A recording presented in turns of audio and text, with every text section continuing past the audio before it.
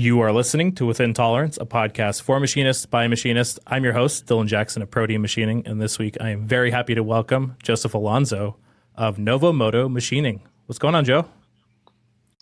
Man, doing this podcast, I've been looking forward to this. I think I reached out to you a while back and kind of you and I had talked a little bit about potentially doing this one day. And then the other day I had a couple companies reach out and podcasters or podcasts saying, hey, we'd like to have you on for a podcast. And I said, actually I got one I want to reserve first. And, so I reached back out to you and I said, hey, look, I want to make sure you're the first one to put me on a podcast. And so I'm looking forward to this. This is awesome. I remember meeting you over in like Germany and stuff. And then you had to remind me I met you over there. But like, I do remember it now. I remember it was a hectic trip. I vaguely remembered who was in my group. So that was the only reason I remembered. Yeah, I remember the one-on-one with you, and there was another gentleman next to you at Lang. And that's where we had our conversation, but I had food poisoning from the day before still. And that's why I was like, that's why probably I didn't remember him. I was like, I was barely alive that day. So, yeah. But God, that Germany trip was something else. Oh, it was awesome. It was really fantastic. Of course, yeah. You had a little bit of a rougher trip than I did, but it was still a lot of fun. Just because you're in a foreign country doesn't mean they eat food differently than you. So if pork looks undercooked, it's probably undercooked. You shouldn't eat it. Just saying. Yeah, exactly. Well, Joe, give us the lowdown. Who are you and what do you do? Give us the 30,000 foot view for those who don't know who you are. Okay, yeah. My name's Joe Alonzo. I'm the founder, sole cook, bottle washer, and investor of a company called Novo Moto Machining. Most people ask a lot of times right out of the gate, like, what does Novo Moto mean? And so Novo Moto is Latin or Portuguese for new way. We came up with that name kind of over the dinner table one day. I have a background in like the Latin language, not like I can speak it, but I like studied it when I was in high school and I really enjoyed it. So I just kept punching in different things into my Google Translate. They're like, oh, what kind of name can I come up with that's like Latin based or something? And finally I just typed in new way. And the second it said Novo Moto, I was like, that's it. Right. So I'm sole cook bottle washer of this company. I have a really long journey in this industry. I'm 39 years this year. And I've been doing this since I was 15. How that kind of came to be is my mom and dad divorced when I was like 13 years old. I had decided at that time, odd for a 13-year-old to think about this, but like, oh man, I got to be an adult. What am I going to do with my life? Like all this stuff. And so actually I wanted to become a vet or like a chiropractor. One of the people I idolized when I was a child was a chiropractor, and I grew up off grid for part of my childhood. So I took care of animals. So I was like, oh, vet makes sense. Like I'll just do this. Well, I started thinking about money and I'm like, well, both those are real expensive and they require like 8 to 12 years of college. I'm like, well, and my parents are getting divorced and, at one point in time we lived off grid. We don't have much for money. And so I was like, well, dang, my mom's a deburrist in a machine shop. So like, I wonder what I can do there. And so I looked into it and got into research and I talked to the counselors at school and stuff, found out that in Washington State, if you take training in like an agricultural course, you can then go work in a machine shop or something of an agricultural trade. Machine shop's considered an agricultural trade. And so I was like, okay, well, that makes a lot of sense. My mom works in a burst shop, so that's definitely the route I'm going to go. And so then I also found out that if you become emancipated through the Washington State school districts, you can then work full time as well. So that was kind of cool. I was like, well, sweet. At what age? And apparently it's as early as 15. Oh, wow. Yeah.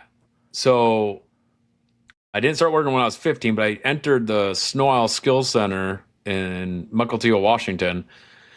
You go there for half your day. So you do half your day at your regular school, and then you drive or you bus out to the skill center, and then you do half your day there. And I chose machining. Originally, I did go over there because I was like interested in welding, even though I had chosen to do machining. I was interested in welding, and then welding was full. So I walked across the aisle to the machine shop. That's where I met Tom Clemens. Tom Clemens is one of the massive influences in my life from a childhood aspect. He ended up being very influential in getting me into machining. And then I finished this. So I finished the 2-year course at Small Skill Center in 3 months. Oh, wow. So real quick, before we Yeah. go down that route, I want to go back to that decision that you made. Like you said, most kids at 13, if their parents are getting divorced, they're thinking like, who am I going to live with?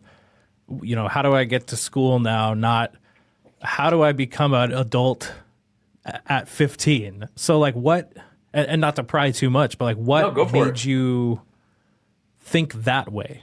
What was like the driving factor for you to kind of ignore, like, I think maybe the obvious questions at that age? I think it's part of like, so let me see if I can frame this kind of in the right way. So like when you grow up, I don't know how many people, I mean, there's probably some people who don't realize this, but when you grow up poor, like we didn't live off grid by choice. Like we grew up off grid. I think it started at the age of 6 through the age of 10 almost. We didn't like, there was a point in time where my family and I, this is nothing against like my mom and my dad and stuff. They just made some bad decisions in life, and it got a five family to go and live off, grid on a family's property, and they lived off grid. We lived like an hour and a half out of town. And when you at the age of like 6 or 7, whatever it was, like you're sleeping in a bathtub of a 14-foot travel trailer and there's 4 other people in that trailer with you, like you think differently from the beginning. There is not, like, I had no influence of video games when I was a child, any of those things. So like my life was different from a very young point in time in my life. Okay. I think that's an important part of your story, because like that's serious motivation that I think many people don't have. Yeah, I mean, at 6, 7 years old, 8 years old, like waking up, taking care, like my responsibility was chickens, like that. So out of all the things we took care, I took care of chickens and the dog.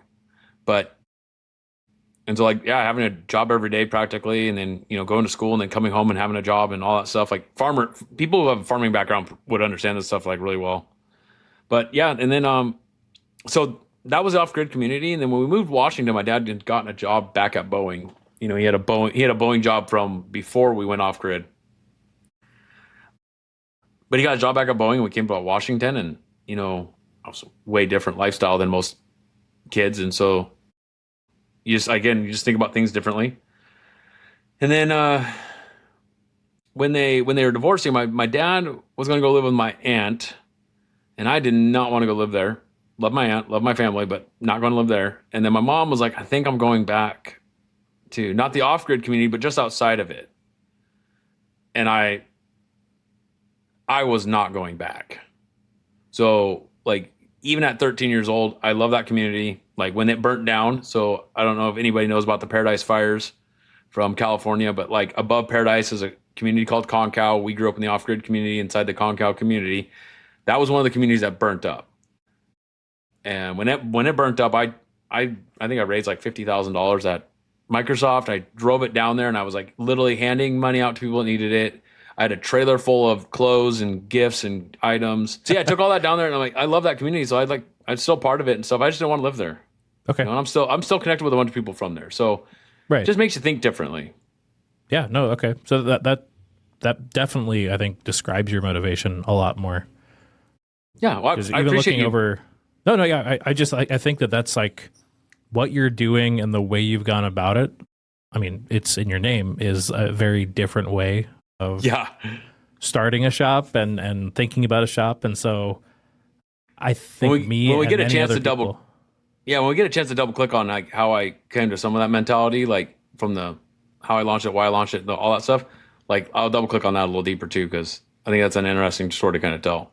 For sure. Yeah. So to get back on track, I interrupted you. You went through this tech school basically in 3 months. That was supposed to take you 2 years. Yeah. So I'd finished the whole course in 3 months, and then I was like, well, what am I going to do, Tom? And he's like, well, go here's Mastercam 9 or 8 or whatever it was. Go play with it. Because I had a clue. We had 3 CNCs. We had 2 Haas's and a old Akuma with a tape reader on it. That was fantastic. And no one ever ran the Akuma. The Akuma was just a big boat anchor. It was cool machine. But so I started programming in that. Not the greatest, but I think by the time, so we had this thing called Vica Skills USA It's the skills competition in manufacturing. And so we had a local, a local, a statewide, and then we had the national competition. So once I had finished the program, I was like, I'm just going to start kind of practicing for this, kind of get ready for that.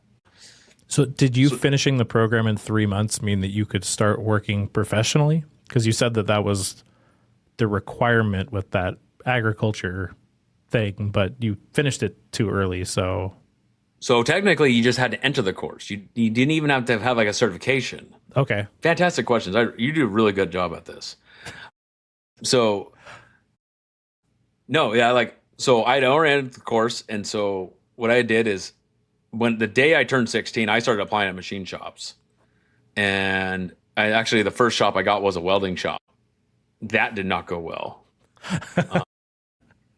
And partly just because I was an ignorant 16-year-old working in a welding company with I think it was 4 just crotchety old welders, super nice dudes when you were doing everything you wanted them to do. And there was one older guy there, and I do not remember his name, and I feel bad if he was ever to listen to this, but super awesome guy. Really enjoyed him. The owner of that company, the best thing he ever did was fire me, but he was also not the nicest person in the world.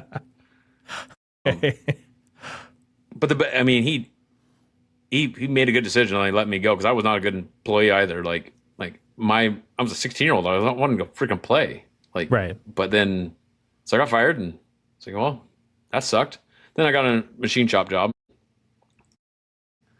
And that was actually cool, really cool because it was actually one of the shops my mother did a really long stint at, and we were really close to the family. Okay. And then, yeah, so I started working in that, and then so I was working on that, and I was training for the skills competition. And my first year, I swept all Washington State, the regional stuff, the local stuff, all of that, just destroyed them. And then I got my hand just beat up at nationals, just destroyed. I probably took 32nd or something. I don't remember. It was not a number I wanted to remember, but I know I got the crud beat out of me. So at that point, are you working full time at this shop, living on your own, and still going to school too? Yeah, so I was actually renting a room from the machine shop instructor at Snow Isle, which was kind of a gray area. You shouldn't probably do that, but when I was comfortable with it, my mom was comfortable with it, my father was comfortable with it, he was comfortable with it. So I rented a room there. I was working full time. I was probably the only kid working full time at 16 years old. I had a Volkswagen Corrado because I had enough money. I was like, yeah, sweet, I'm gonna buy a really cool car. I don't know if you know what a Volkswagen Corrado is. I sure do. Yep. So I had one of those, and it was a VR6, so it was this massive 6-cylinder that they put in those things. Yep. Not even really a V6. It was just yeah. If you know what a VR is, it's a cool little motor. It's a bizarre engine, but it is super cool. Yeah, and way more power than you ever need in a front-wheel drive car. Oh yeah. Just insane amounts of power for a front-wheel drive car, and it sounded so good. But so yeah, a 16-year-old had one of those because I had money, and then just working my butt off and working at the machine shop, working full time, and then I ended up repeating the second year at Snow Isle, and then because I'd already completed the course, I applied to be the president of the school, and so I did that, which that was just a title. You didn't really do a ton as the president of the school, but I applied for it, I got it. No one else wanted it, so I got it. And then instead of going to school every day, I just took the second half of the day and I just went to the machine shop. So I was working 8, 9, 10 hours a day, finishing out 3 days. By that time I had so in senior year, I only had to take 2 regular courses. I had pretty much all my credits I needed to graduate, minus specific classes. So I just took the specific classes I needed to, and then went to work. So, okay. Yeah. And that is wild. Yeah. It was funny. My first roommate, the only reason I got my first roommate out of high school was he literally walked up to me. We were barely even friends. We both had Bronco 2s. So he's like, hey man, you're the only person I know that has a job. And my dad just kicked me out.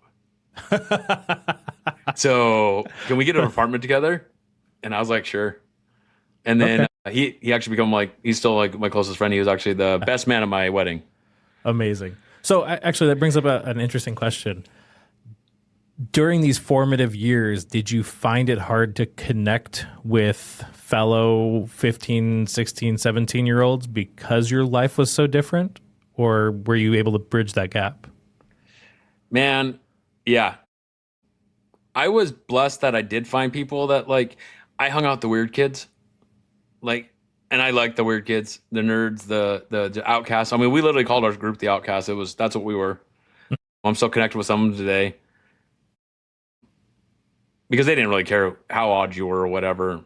You know, I did look at everything differently. I mean, I had like sit down conversations with teachers like about investing money and buying houses and stuff. Like these kids were not thinking of that stuff. And I was like 16 years old. Actually, I'll side story this real quick. This is built into some of this other stuff. So I found out there was 2 millionaires at my high school as teachers, 2 self-made millionaires. So I specifically went down, I literally marched my butt into the counselor's office. I said, what do they teach? And then what do I do to make sure I'm in their classes? So I literally had to go and like write a story why I wanted in their classes. And then I had to take it to them to get signatures. And I went back to I don't think that was required. I think they just wanted to test whether or not I was going to do it. Right. And I walked in there, I got the signatures, walked back out, and I was like, whatever you gotta do, put me in that class. I don't care what it is. Wow. And so like one of them was just like, just be my TA. And he literally, all we did was talk about investing, how he made his money, like what he did. He would give me scenarios like, hey man, I'm looking at a 50 unit apartment complex. Like, help me evaluate if it's worth it. I'm like, you're asking a 16-year-old? Like, that's fantastic. None of my ideas worked, but I still talk to the guy to this day. That's amazing. I mean, that's a real education. Like that's above and beyond what most people walk away from, even, college with. So that's amazing. I always say I'm blessed for that stuff because I just took a different route on things. Like every business person I can meet and talk to as a kid, I was talking to them. I did not want to be normal. Like I grew up seeing normal people like their kids and all that. So I was like, I don't want to be this. I want different. I want something else. Right. So, but yeah, that's we haven't even gotten past high school yet, man. That is wild. So you're what, 17, 18 at this point? So I graduated. Yeah, I was almost, I guess, yeah, I'm 18 because it's like, say my senior year, 18. I'm October birthday. So okay. Early 18 into my senior year, and all I'm doing is working.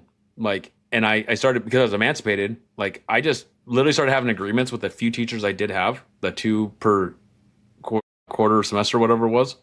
I'm just like, hey, as long as I can finish this, like the homework and stuff, can I go to work? Like, and I just told my scenario. I just said, I'm emancipated. I live on my own. Like, I will finish your work. Just give it to me and I'll finish it. These classes, nothing. One was a TA class that didn't matter. They just said, go to work, come in when we need you for something or whatever.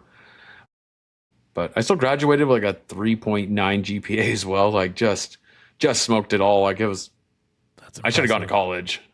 But, I think you're doing all right. You got to up where you needed to be.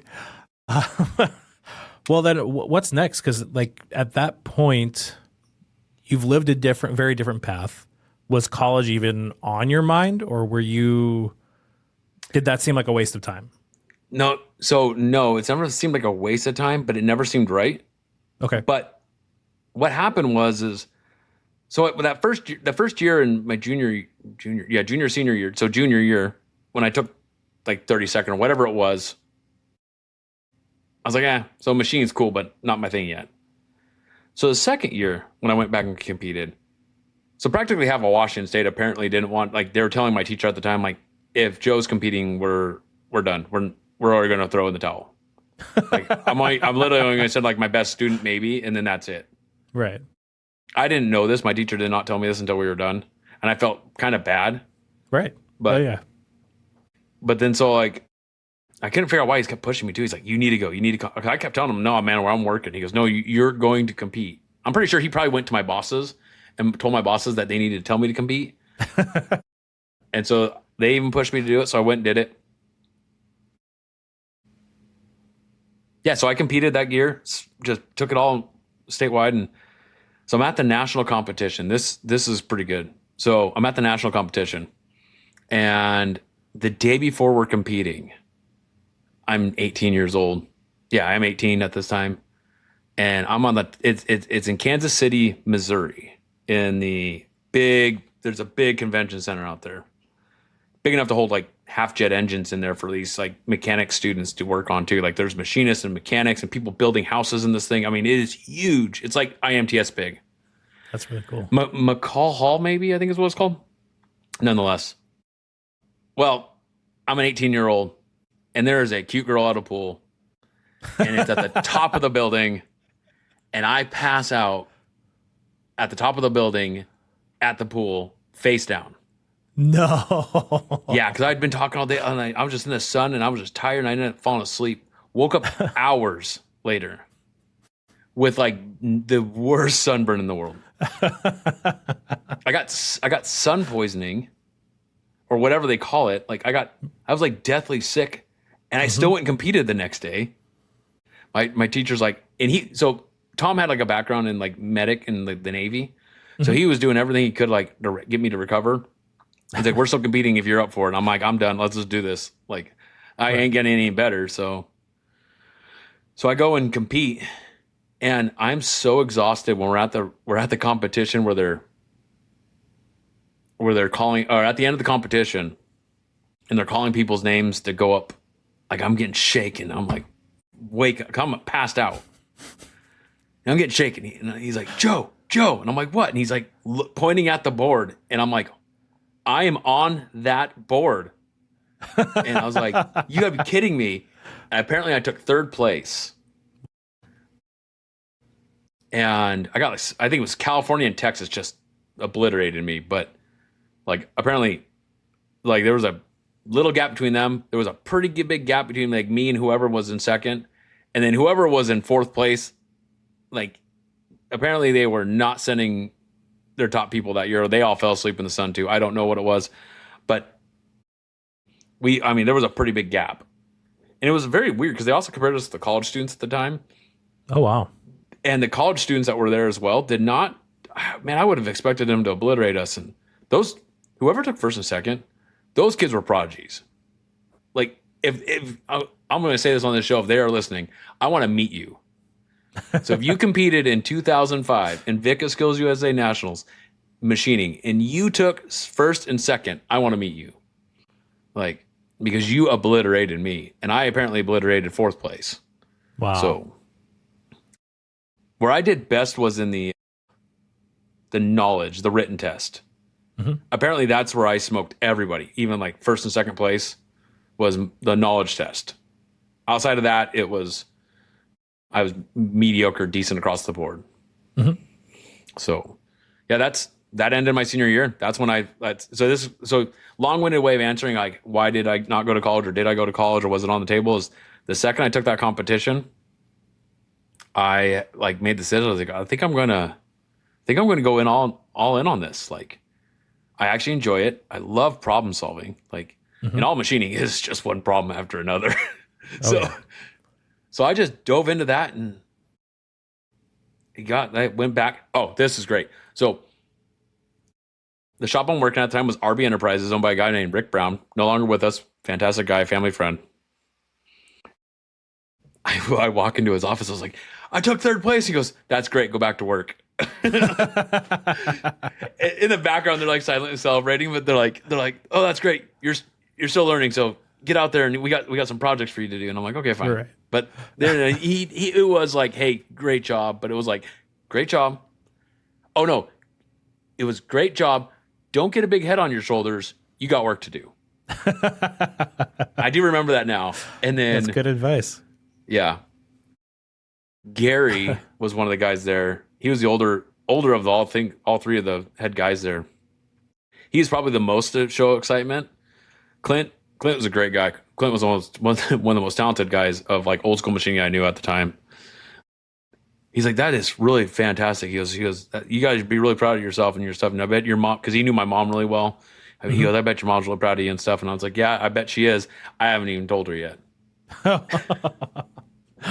felt so bad at that time. So then, what's next? college was off the table, just continue to work. How connect the dots? How do we get from there to here? I'll do my best because because I was working full time in school and the school was over, like I got bored real fast. And like, you kind of already hinted at this, like I was not connecting with people my age that well. So, and another thing plays into this too is, and I think I've alluded to this in the past, but like we discovered that I had problems with my vision. And so I didn't spend a lot of time outside of work or like a gym.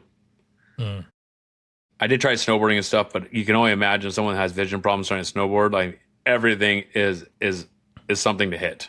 Right. So that leads to a whole nother problem that I dealt with in my 20s. But so I worked a lot.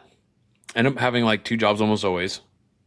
I went from Rick Brown's shop to I ended up at 2 other aerospace shops. Did not work out well. One of the guys fired me. This is great. You know what a honing machine, like a sun-in hone machine is? So I'm running one of these. I do not know who the heck it just walked up behind me. And he goes, "Hey, how's your day going?" I'm like, "Oh, just boring." Total machinist joke, right? Right. So this guy turns around. His name is, I'm not going to say his full name because I really don't want to embarrass him too much, but his name is Chris. He turns around. He goes to the head guy and says, "This guy's got to go. He's got a bad attitude." No way. Yeah, and he didn't know what was going on. And so like later that day, he goes, "I don't know what you did, but like apparently I got to let you go." And I'm like, "You got to explain." So he explains. He goes, "Yeah," he says, "You have a bad attitude." I'm like, who the heck did I give a bad attitude today? And then I thought about it. I'm like, oh shit. So another machinist told me that joke. So I was just being funny. I was like, I'm going to repeat this funny joke because I thought it was funny too. It's the most basic dad machinist joke in the world. Like, how do you work in a machine shop and not get that? That's insane. Yeah. Well, his dad owned the company. And so he was in essence, what's that word for people who like, not necessarily nepotism hire? Nepotism hire. Baby. Don't get me wrong. Chris turned out to be, Chris today, like what he's done, he might have started out with the nepotism thing, but like he's, at some point in time, he got set straight. Okay. So, but yeah, I'm pretty sure he's the one that told me to get fired. So I just end up like, when they try to apologize and keep me there, I'm just like, I'm good. Like I'll just go do something else. Yeah. And I end up, my second job ended up being, I worked at Fred Meyer's in the home electronics and in a machine shop. Because I was like, I don't know if I want to continue machining, man. I got fired for a stupid joke. Right. Well, and I was just about to ask you that because you said you usually had 2 jobs, but I don't know many shops, maybe more now, but that wouldn't see that as like a conflict of interest if you had 2 machining jobs. Yeah. This comes up a lot in my career. A lot. Okay. So generally I just kept a secret. Mm-hmm. And then I found out like, keep a secret suck. Like when, hey, we need you this weekend. I'm like, I got stuff to do. And they're like, what do you got that's more important than this? I'm like, another job. Right.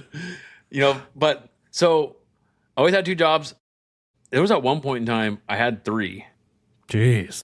Yeah, it was 2 full-times and a part-time. Part of the part-time was a college instructor job, but we're not even there in the story yet. But so yeah, I was working multiple jobs at the time. So I got fired from the one, went into the home electronics for a little while. That just was not making any money. So I was like, yeah, screw it. I'm going back to machine. I don't give a shit how miserable it is. And I started hop skipping a lot of shops. I went through a ton of shops. I don't even know if I should even try to count them. Then I ended up at a company called Quest Unlimited. And I still have to this day, like if there was minus Rick Brown's company and MDI, which is another company we'll get to the story of at some point. So Quest Unlimited is owned by a guy named Jason Smith. And that guy had around him some of the most talented machinists. And he's partly where I got my attitude of like, if you tell me it's not possible, we're going to make it possible.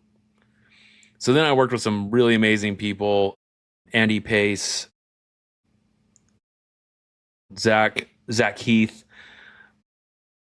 Jason Smith himself, Rob Pasquan, a lot of guys who, I mean, they're not names in industry most of you're going to know, but like these guys made some insanely cool freaking shit happen. Right. I'm doing my best also to watch my mouth. I got a mouth like a sailor. That's okay. I've got Zap as a part-time co-host. I know. You're not going to beat him, so don't worry about it. Challenge accepted. No, actually, Zap's grown on me a lot. Like, I really enjoy listening to that guy now, and the stuff that he has to deal with. I could not imagine the crap that guy deals with. Yeah, I couldn't do it. He makes my life sound easy. Oh yeah, same. Yeah, it's like at least my customers like me, and like I don't have to deal with people actively sabotaging me.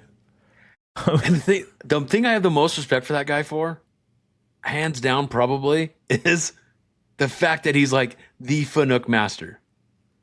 Oh yeah. I have a vendetta against Fanuc. Like,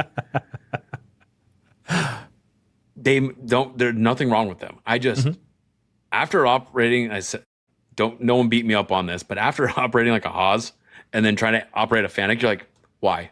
Right. Why? And then the most complicated machine I've ever run is an Okuma. And that's still easier than a dang Fanuc, in my opinion. But yeah.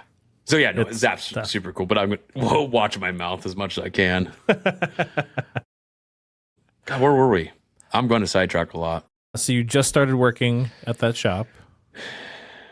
Oh, Questec. Yeah. With Jason Smith, those guys. We did, man, one time, I'll tell you this. We turned a Hitachi Seiki, a vertical Hitachi Seiki, and Zach Heath was paramount in this. He actually wrote the post processor to turn a Hitachi Seiki vertical mill into a lathe.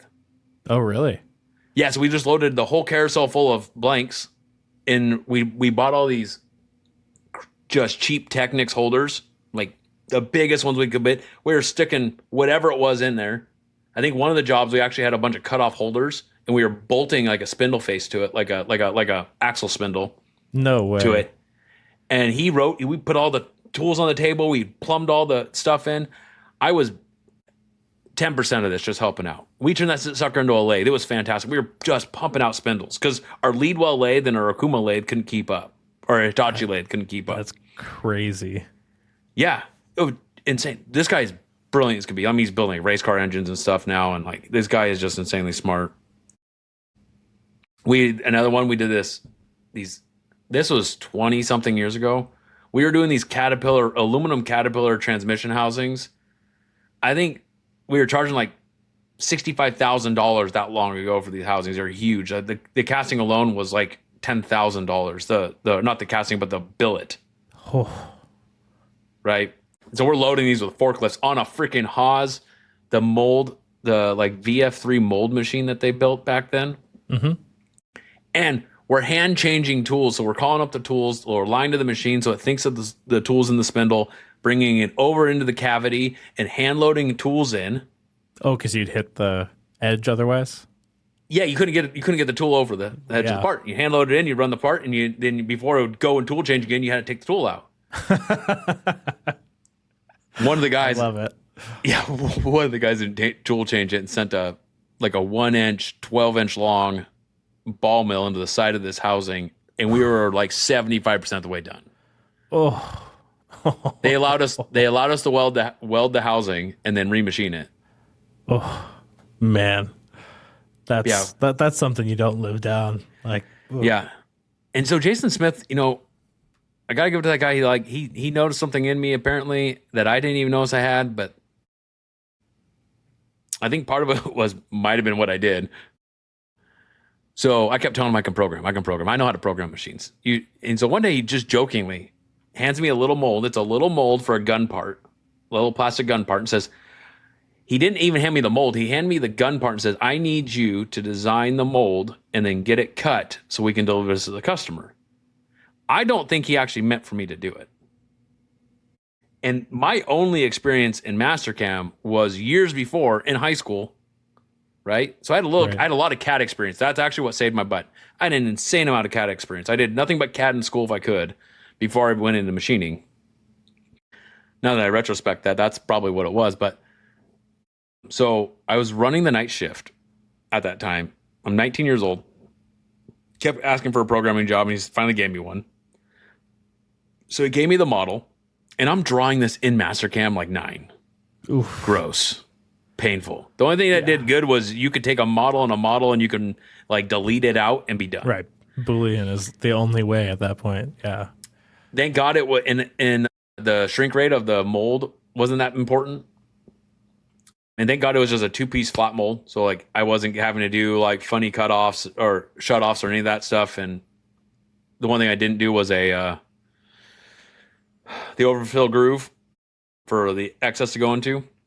But yeah, I stayed all night. I remember him coming in the next morning. I handed him the mold, and the thing was only like maybe 5 inches, like and like 2 inches thick overall. But when I was done, I handed him the mold and said, "I'm going home." And the mold, my house was 2 minutes away, so I just drove home. I came back in, and he looked at me. And he was bewildered. He's like, "You designed this last night. You got it on a machine. You ran it and you handed it to me. And no, it's not perfect, but like, he pretty much like, WTF, like, Right. what can you do?" And I'm like, I was straight on. So I was like, that was everything I had. So from there on forward, I did nothing but cut molds for them for years. And I was a lead machinist on nights. And then when I didn't have a second job somewhere else, I was the purchaser on days there, the planner.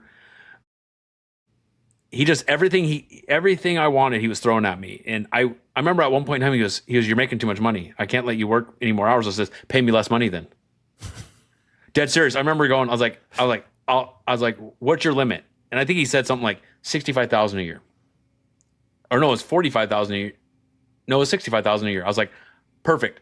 So this is what we're going to do every week. This is what I presented to him, and he took it. I says, every week we're going to take my hours. We're going to divide it into the $65,000, whatever that weekly salary is going to be. And that's my new rate for this week. And he's just like, "I don't know if we can do that." Then I was like, "Okay, fine." I was like, "How many hours will you allow me to work?" And I think he said something like 60 hours a week.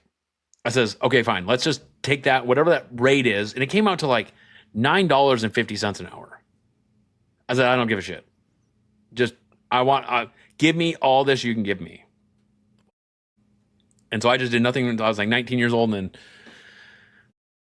I ended up working off and on with them for 5 years. I was working at other companies.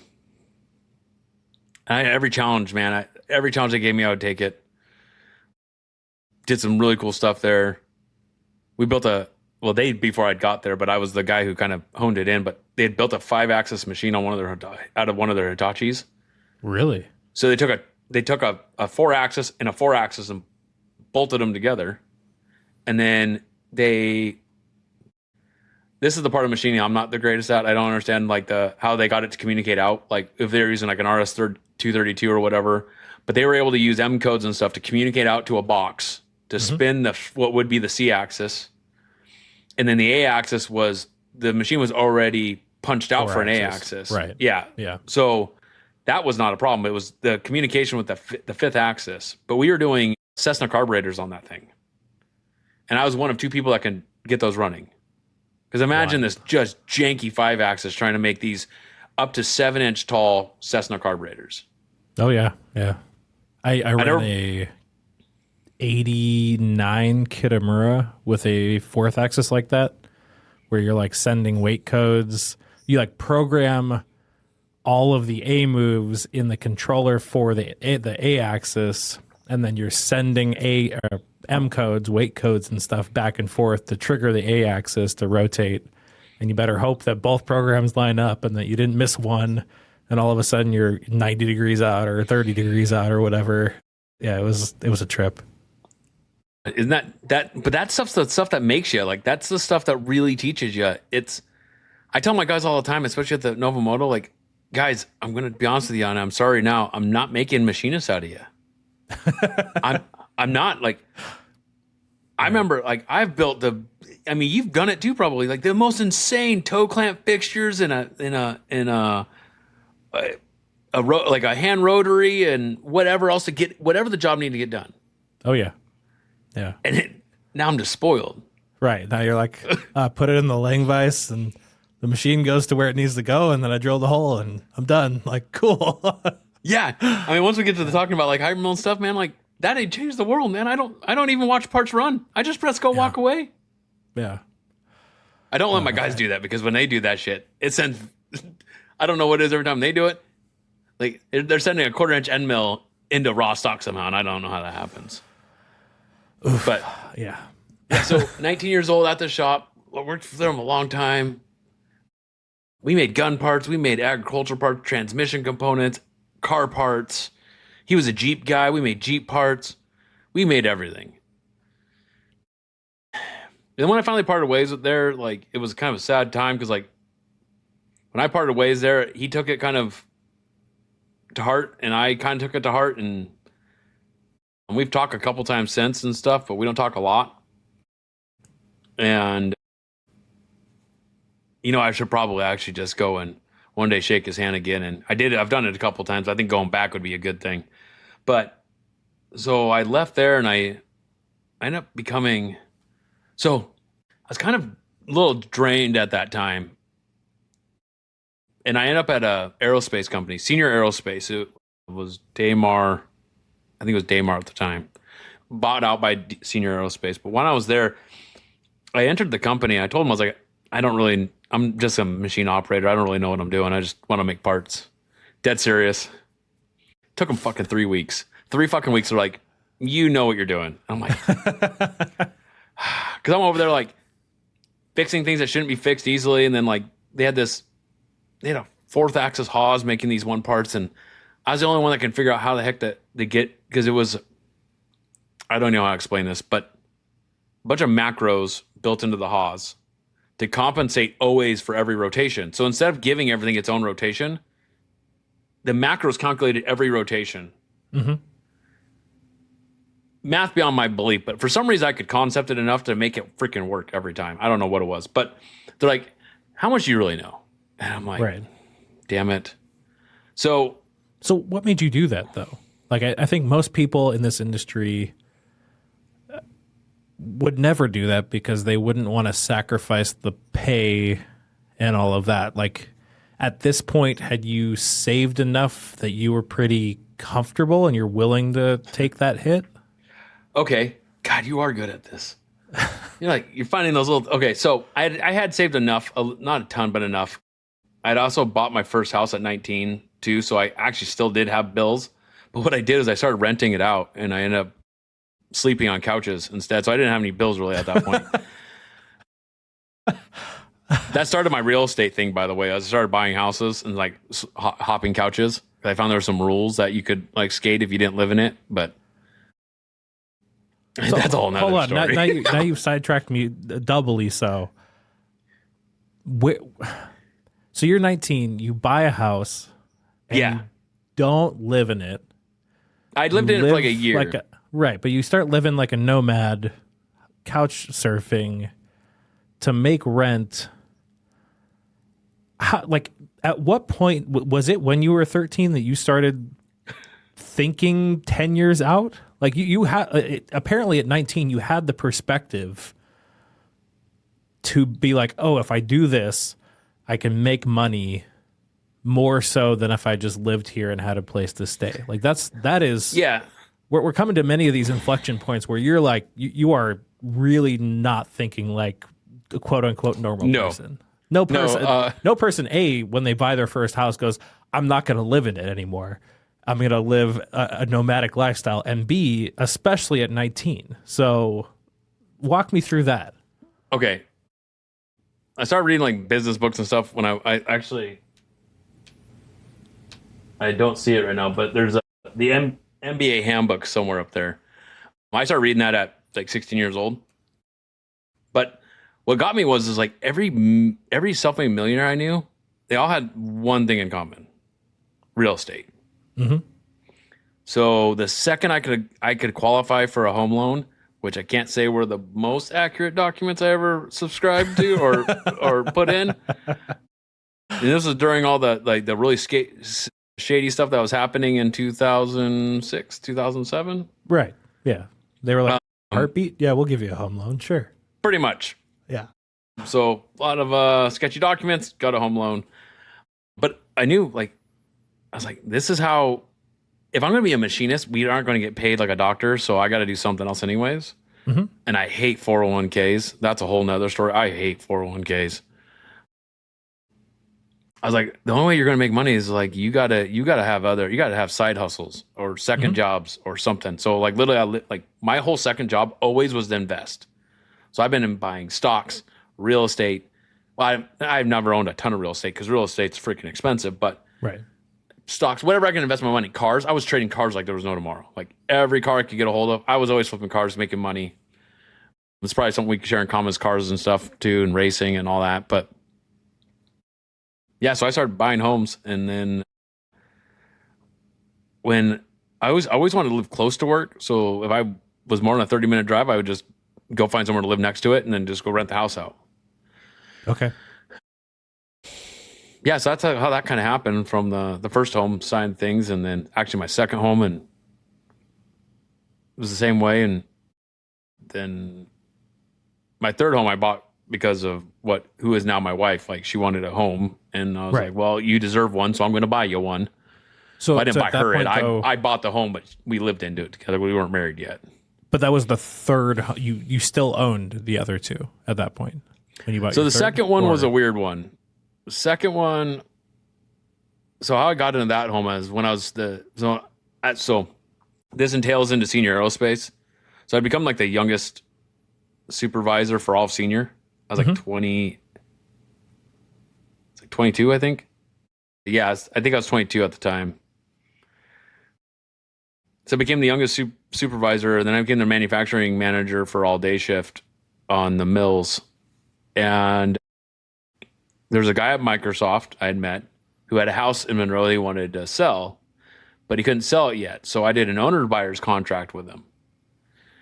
So I think I'd put like $20,000 down on this, or $10,000 down, and I was owed him 20 total.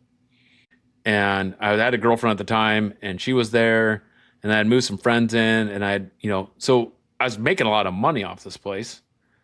And then everybody like one day just left. Like, that's like, no, not any animosity. So, but like, well, me and the girlfriend at the time, there was animosity. That's why she left. She was a massage therapist, and she just got they're not the type of massages you should be giving out, Oh, okay. So at least that's the story I got told, and that's kind of why that stuff ended. And I was like, I'm not even going to dig into this. I'm too young for this stuff. Like, I'm sorry, you're probably a great person, but I'm out. Right. So, she left, my friend left, my father was living with me, he left. And so I was like, well, the house is huge. And I was like, I'm not living here by myself. And so I sold that back to him. I didn't even sell it back to him. I literally just said, you just keep everything I've given you to this point. I don't care. Like, I'm just going to start over. I'm going to go find a couch. Right. So back to the original question from Senior Aerospace. Why would you go into a job and undersell yourself? That's a very abnormal thing to do. I've done this twice in my career, one at Senior Aerospace and then one at AMT Medical. So when I did it at Senior Aerospace is like, I really enjoyed like starting from the bottom in a facility and kind of learning how it ran, and also not being seen differently. Like, I wanted to earn people's respect. Okay. I didn't want to give it to me. Like, not at that age. Like, nope. Who the heck wants to listen to a super, and I was cocky already, but I knew how to like tone it down. Who wanted to listen to a really cocky 22-year-old? No one did. That's fair. So, and also like, it was a way of just not having stress and also making money still. Like, if you're really good at something and no one knows it, your whole life's easier. Right. So like, I'd go in there, I'm just making parts, and it's just super easy. Nothing's hard. None of these setups are hard. That's what the problem was, is because nothing was freaking hard. They throwing crap at me, and I'm just like, it just makes sense to me. I'm going to fix it. I'm going to make it work and whatnot. And so once I figured out, like, I think I said like 3 weeks in, they're like, no. So they put me on night shift, And then they like, "No, you do know more, and you're actually really good like with people, especially the Vietnamese guys. I was really good with. We had a guy there. His name was Happy. That was his nickname. His real name was Ton, but everyone called him Happy because he always had a smile on his face. We were the best of buds. We did not even understand each other. We were still the best of buds. I remember when I left there, he came up to me and he was in tears, but also really mad. Like when I left, he goes, hits me in the chest. He goes, "Why you leave?" And I go, and I left because me and the operations manager that came with Senior Aerospace, we did not get along at all. And the second he found out that I was doing a part-time job in a medical machine shop, he's like, "You got to quit it." And I said, "Here's the one thing that I don't do well, and that is someone telling me what I have to do in life." Right. And I was like, "I think I'm done." And I walked out that day. Wow. And that's funny. The medical machine thought the next shop, I did the same thing. I walked in there before I'd left Senior Aerospace, and I said the same thing. I was like, "I'm just a machine operator. Like, I want to learn medical machining. Just give me an opportunity." I think I went in there making like $25 an hour. But there was a guy that knew me from Questec, and I didn't know he was there. Oh. So they kind of already knew I knew something, but it's been some years since he's seen me, so he didn't know how far I had come. And I think the same story there. I was like 6 weeks, maybe. And they're like, "You're not an operator." I'm like, "No, I'm not." And they're like, "Where did you work before?" I'm like, "Senior Aerospace." They're like, "Wait, didn't you run that place?" I'm like, "Yeah, you found out." Man. So I was getting to learn medical machining, which was fun, like titanium bone plates, bone screws, knee surgery tools. That was a fun company to work for. So where I met my wife, I did not date while I was there, so I'll get that one out of the way now. Like, we were friends, that was it. How we became friends was even funnier, but I'll finish that story too. I was going to say, you can't leave that cliffhanger right there. Yeah. So I ended up become night shift lead. And I didn't become night shift lead. That was actually the one thing is like, when I left Senior Aerospace, I was like, "I'm done managing people. Screw this. I'm done." And they're like, "Well, we want someone to lead night shift." I was like, "I'm not doing it." They're like, "Well, can you tell us how we would do it then?" I'm like, "No, I'm not doing it." They're like, "Get creative, please. We're desperate. Just help us out." So I was like, let's do this way. How about you have all your managers and leads on day shift? Okay. No leads on nights. And they're like, "No." I'm like, "Just hear me out. What if my only job is to encourage people to do a good job every day and to train people? That's all. Like, all I'm going to do is teach people how to machine parts. And then I'm going to sit in the programming office, and I'm literally going to be the person programming machines. And if they need help, they're going to come up to me and I'm going to go help them. But I can't tell them what to do. I don't want to tell them what to do." And they're like, "What are you going to call this position?" I said, "Team builder. That's all I am, team builder. All your leads and managers are on day shift." Well, they still put leads, but all the leads reported to me silently without me knowing it. But apparently that was the rule. And then, so I was a team builder on nights. It was the funnest job. Like, I literally was programming bone plates and stuff. And then someone and by the way, Gibbs, worst software in the world. Oh, really? So painful. But I programmed bone plates and stuff on it. It probably would have been fine for lathes. I don't know. But never again. I will never touch that software. I'm going to avoid it. So yeah, I'm helping team out. And then I got bored there because I was only working one job at the time. So I'm getting a second job on the weekends. And I ended up got bought out by Gerber Aerospace, but it was... don't remember the name of the company at the moment. Cadence Aerospace. I took over their their weekend shift. So I was going from day shift or evening shift weekdays on a Thursday night to a Friday shift morning shift for weekends. So from Thursday to Friday night, I did not sleep. Jeez. So I was running their weekend shift there. That was a cool company. They made some really cool parts and big parts. Oh, That's really? also why I almost landed or grounded a bunch of airplanes one time. And I discovered they'd been making the wrong part for like the wrong rev for like 20 years. Oof. Yeah, they had the FAA got involved in everything. And apparently they get the FAA approval that all those planes that have been flying for 20 years are fine. So, Well, they had been flying for 20 years, so yeah. fair enough. So ran that for a while, and then this is built into a bunch of other stuff. But then I got in a head-on collision in a Subaru with a 1-ton pickup. Okay. And my life came to like a dead stop. I was working so at the time I'm working 2 jobs, bodybuilding. So I was a bodybuilder at the time, and because I'm blind, so I have nothing else to do other than work. So Right. going to the gym, you don't have to see what you're doing. And I also this is an odd one. So if any of you guys all want to make fun of me, that's fine. But I got to dance with some really beautiful women. So I also did ballroom dancing in my 20s. Okay. And so, when I wasn't shaped like a refrigerator, like, yeah, I've done the Viennese waltz. I've done the cha-cha, the rumba, the samba, the tango, 2-step, West Coast swing, triple step. So I did it. I did it for 2 years, all because of a girl. But I also got to dance with a lot of really awesome people in action. And tell you what, if there's one thing I don't regret from my 20s, is that was probably one of them. Fantastic experience. Was this concurrently with bodybuilding? Yeah. Man, you must have looked wild. Like So in a I was class full of ballroom people.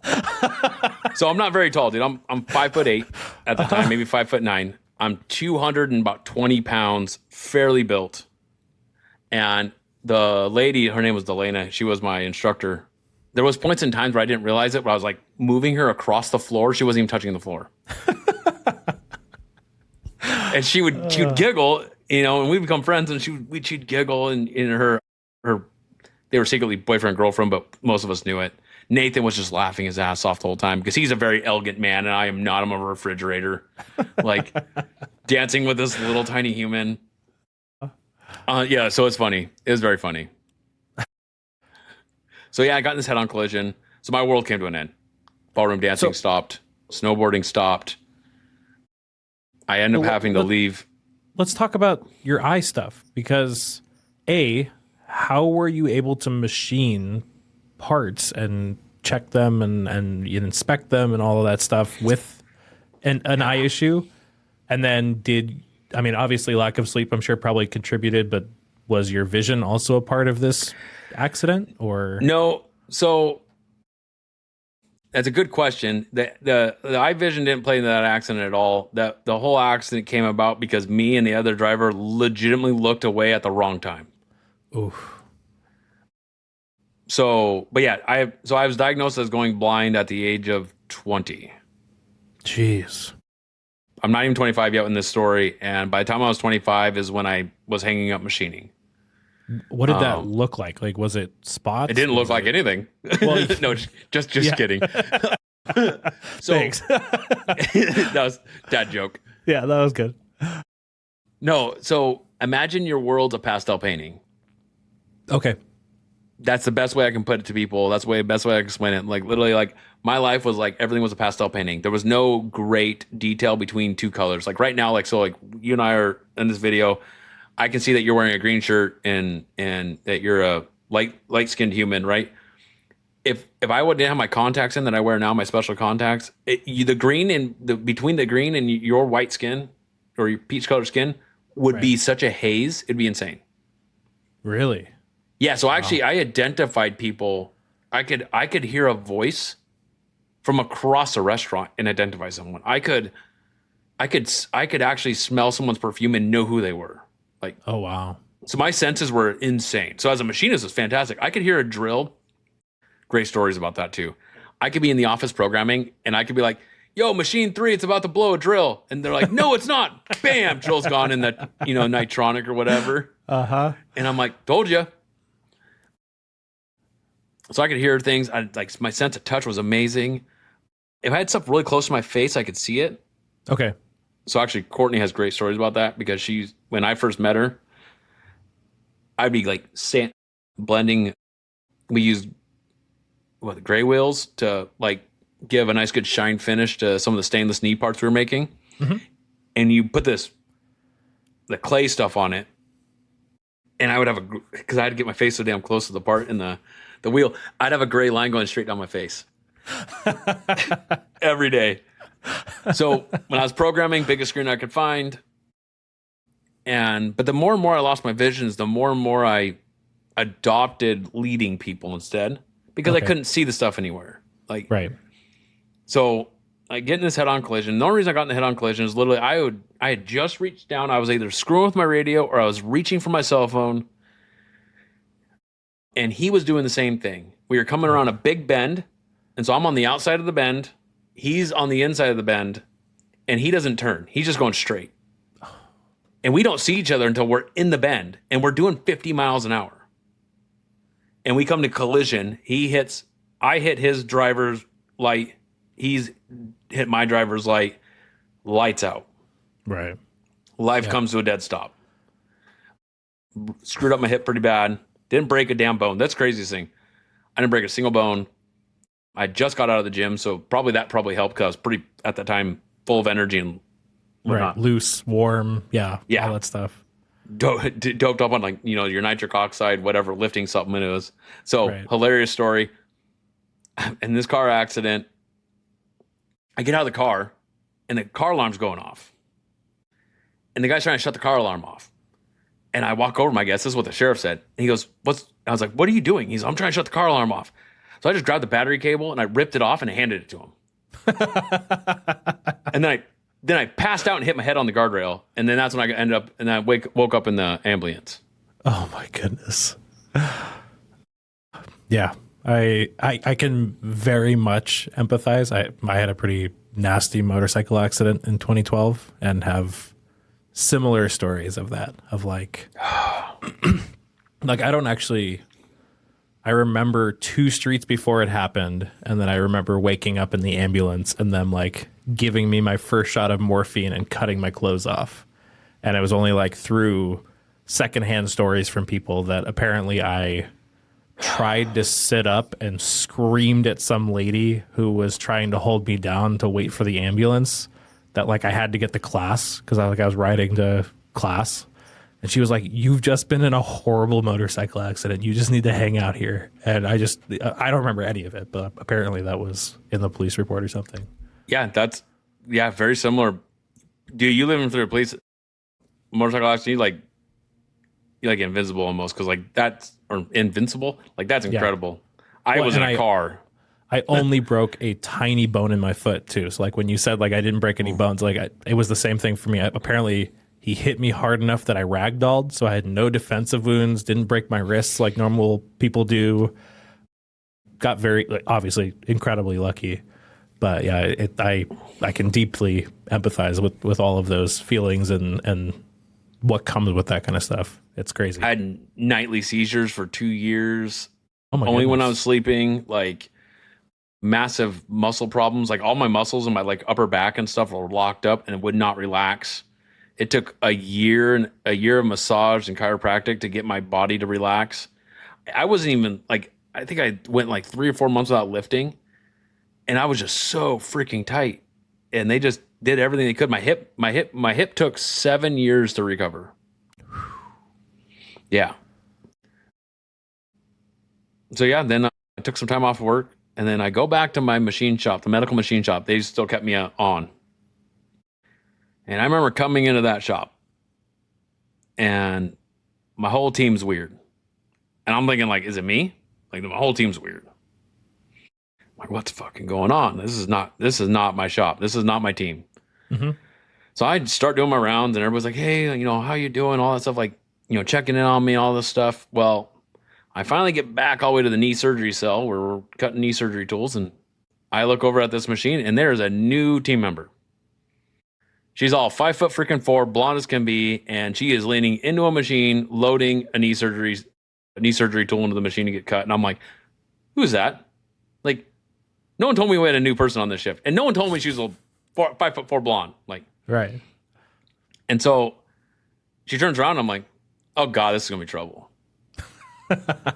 Like, just cute, just a good looking young lady. Like, I'm like, man, like, I'm like, you are the problem.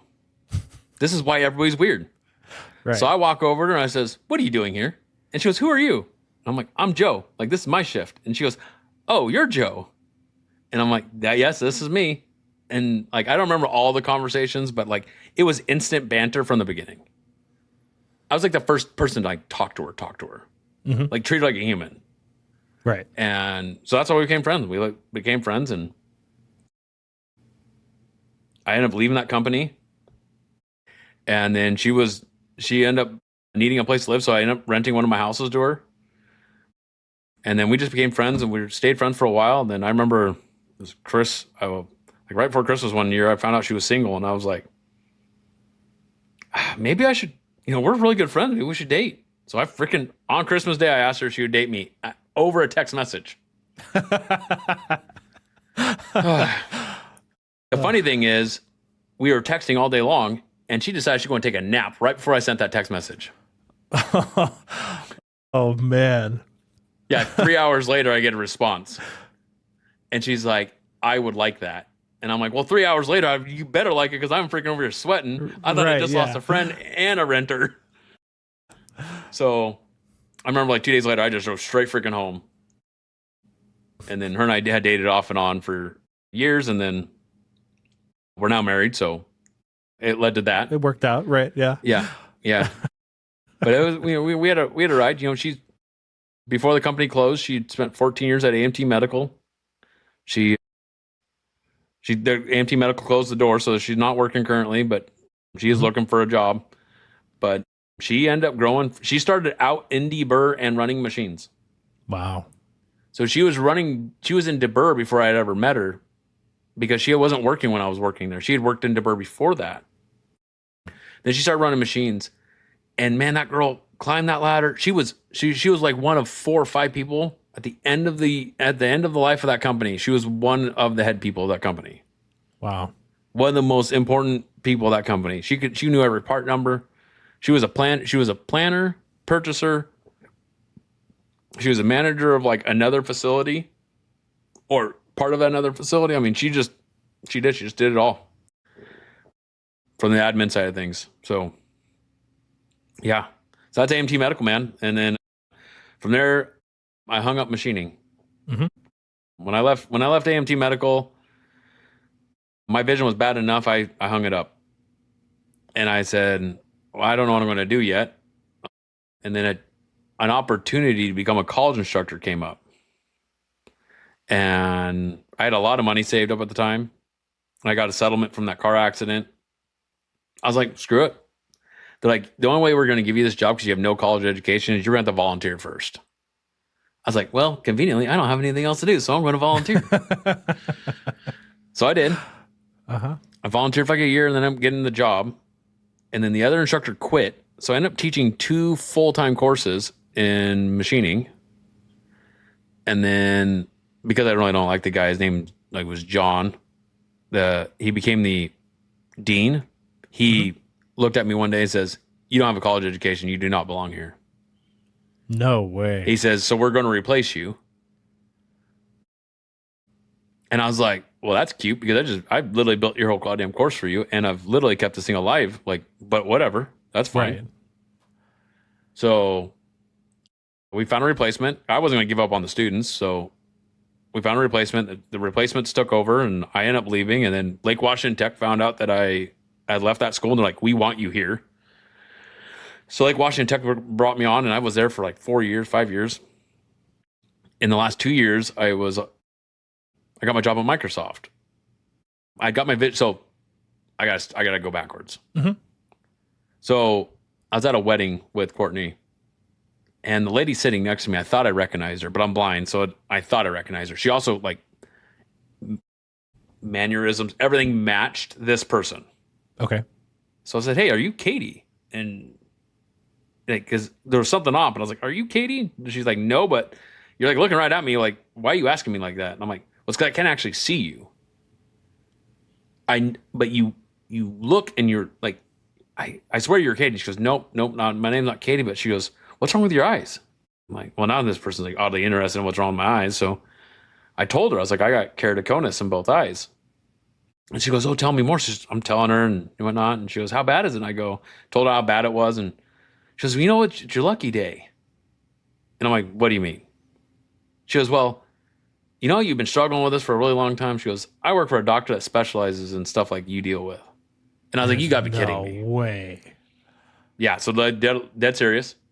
Like the next day I'm down there. I'm like, hi, my name's Joe. Katie brought me in. Like they say, you Katie, guys, apparently. what? Or not Katie is what you said, right? Or not Katie. Yeah. Actually, no, I think her name is Katie. I think I called her something else. Oh, okay. But I think that's how that went. But she goes, they're like, yeah, no problem. I was like, so you guys specialize in keratoconus? She's like, oh yeah, we love the challenge. And so it was a challenge. It was a year of like weird contacts and trying all new things and all this stuff to finally, like a year later, I walked out of that facility with 20/40 vision. And I had spent my whole life with 21/50. And I was like, I remember looking at a tree and going, holy shit, those are leaves. I can see a leaf from 50, 100 feet away. I was like, that is a leaf. That's insane. So what causes the degeneration? Is it like cataract-like? Is it misshapen lens? Like what causes it? So it is a misshapen lens, but it's a misshapen lens because, so behind your cornea, it's like a tent. It's made of a structure of proteins, an octagonal structure called kerata. And my kerata has been falling apart since I was a child. And it's very rare for people to even know they ever have keratoconus. And generally you get diagnosed when you're in your child years. I didn't get diagnosed until I was 20 something. Okay. But once they discovered it, they're like, it's so advanced, there's nothing we're going to do about it right now. And every fix out there is experimental. And so when I got diagnosed, I was like, well, I'm not doing an experimental surgery on my eyes. These are the only two I got. Like, screw that. I'll just deal with being blind. And so now I wear these. So yeah, this octagonal, the protein structure is just falling apart. And so now it's like a flattened freaking tent. So my eyeballs look like, if you were to look at the topograph of my eyeballs, it's like having 13 stigmatisms. Oh, wow. Okay. Yeah. That makes sense then. So the lenses I wear, they're fantastic. They're super expensive. So I spend upwards of $12,000 a year on contacts. But man, to have vision, like... Yeah, who cares about $12,000 at that point? So you fill the lens with fluid. It's made by a company called Synergize. You fill it with fluid, and they're not necessarily keratoconus lenses, but they're used for keratoconus patients. And then you suction cup it to your eye, and you look through the fluid. Oh, wow.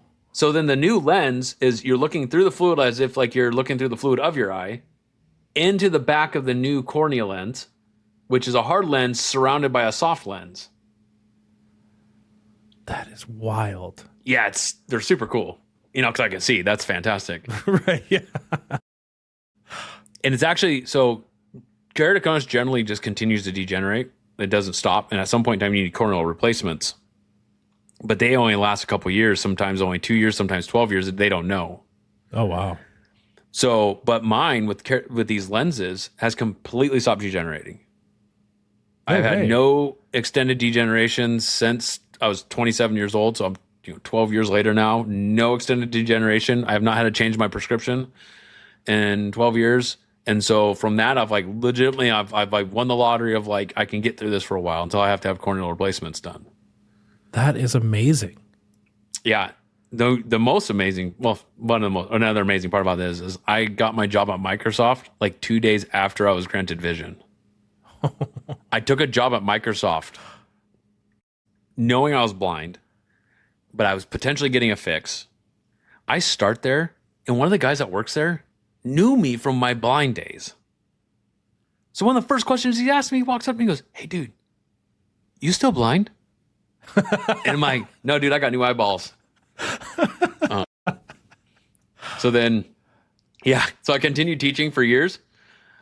I was at Microsoft for 8 total. Several years as a contractor. Model maker years or model maker machinist, yeah. Okay. I fought the whole model maker thing. Like I didn't, not, I guess I probably said that wrong. Like I embraced the model maker side of it, but I was never going to give up the fact I was a machinist. Mm-hmm. Right. And I call myself a machinist, but I do not own the title of being like a traditional machinist. I can make stuff on manual mills. I can make stuff on manual lathes. I can run grinders, but I am not a manual machinist. I'm not a machinist. A machinist to me, like I say this all the time, those are the guys I bow down to. Those are the true artists of our industry. Those are the true geniuses. I know some manual machinists that like I know a guy that literally took BMW airplane heads, the cylinder heads, and put them on a motorcycle and made a 5-liter Harley with the rotary BMW aircraft heads. Awesome. Right? He built the whole block on a manual machine. Wild.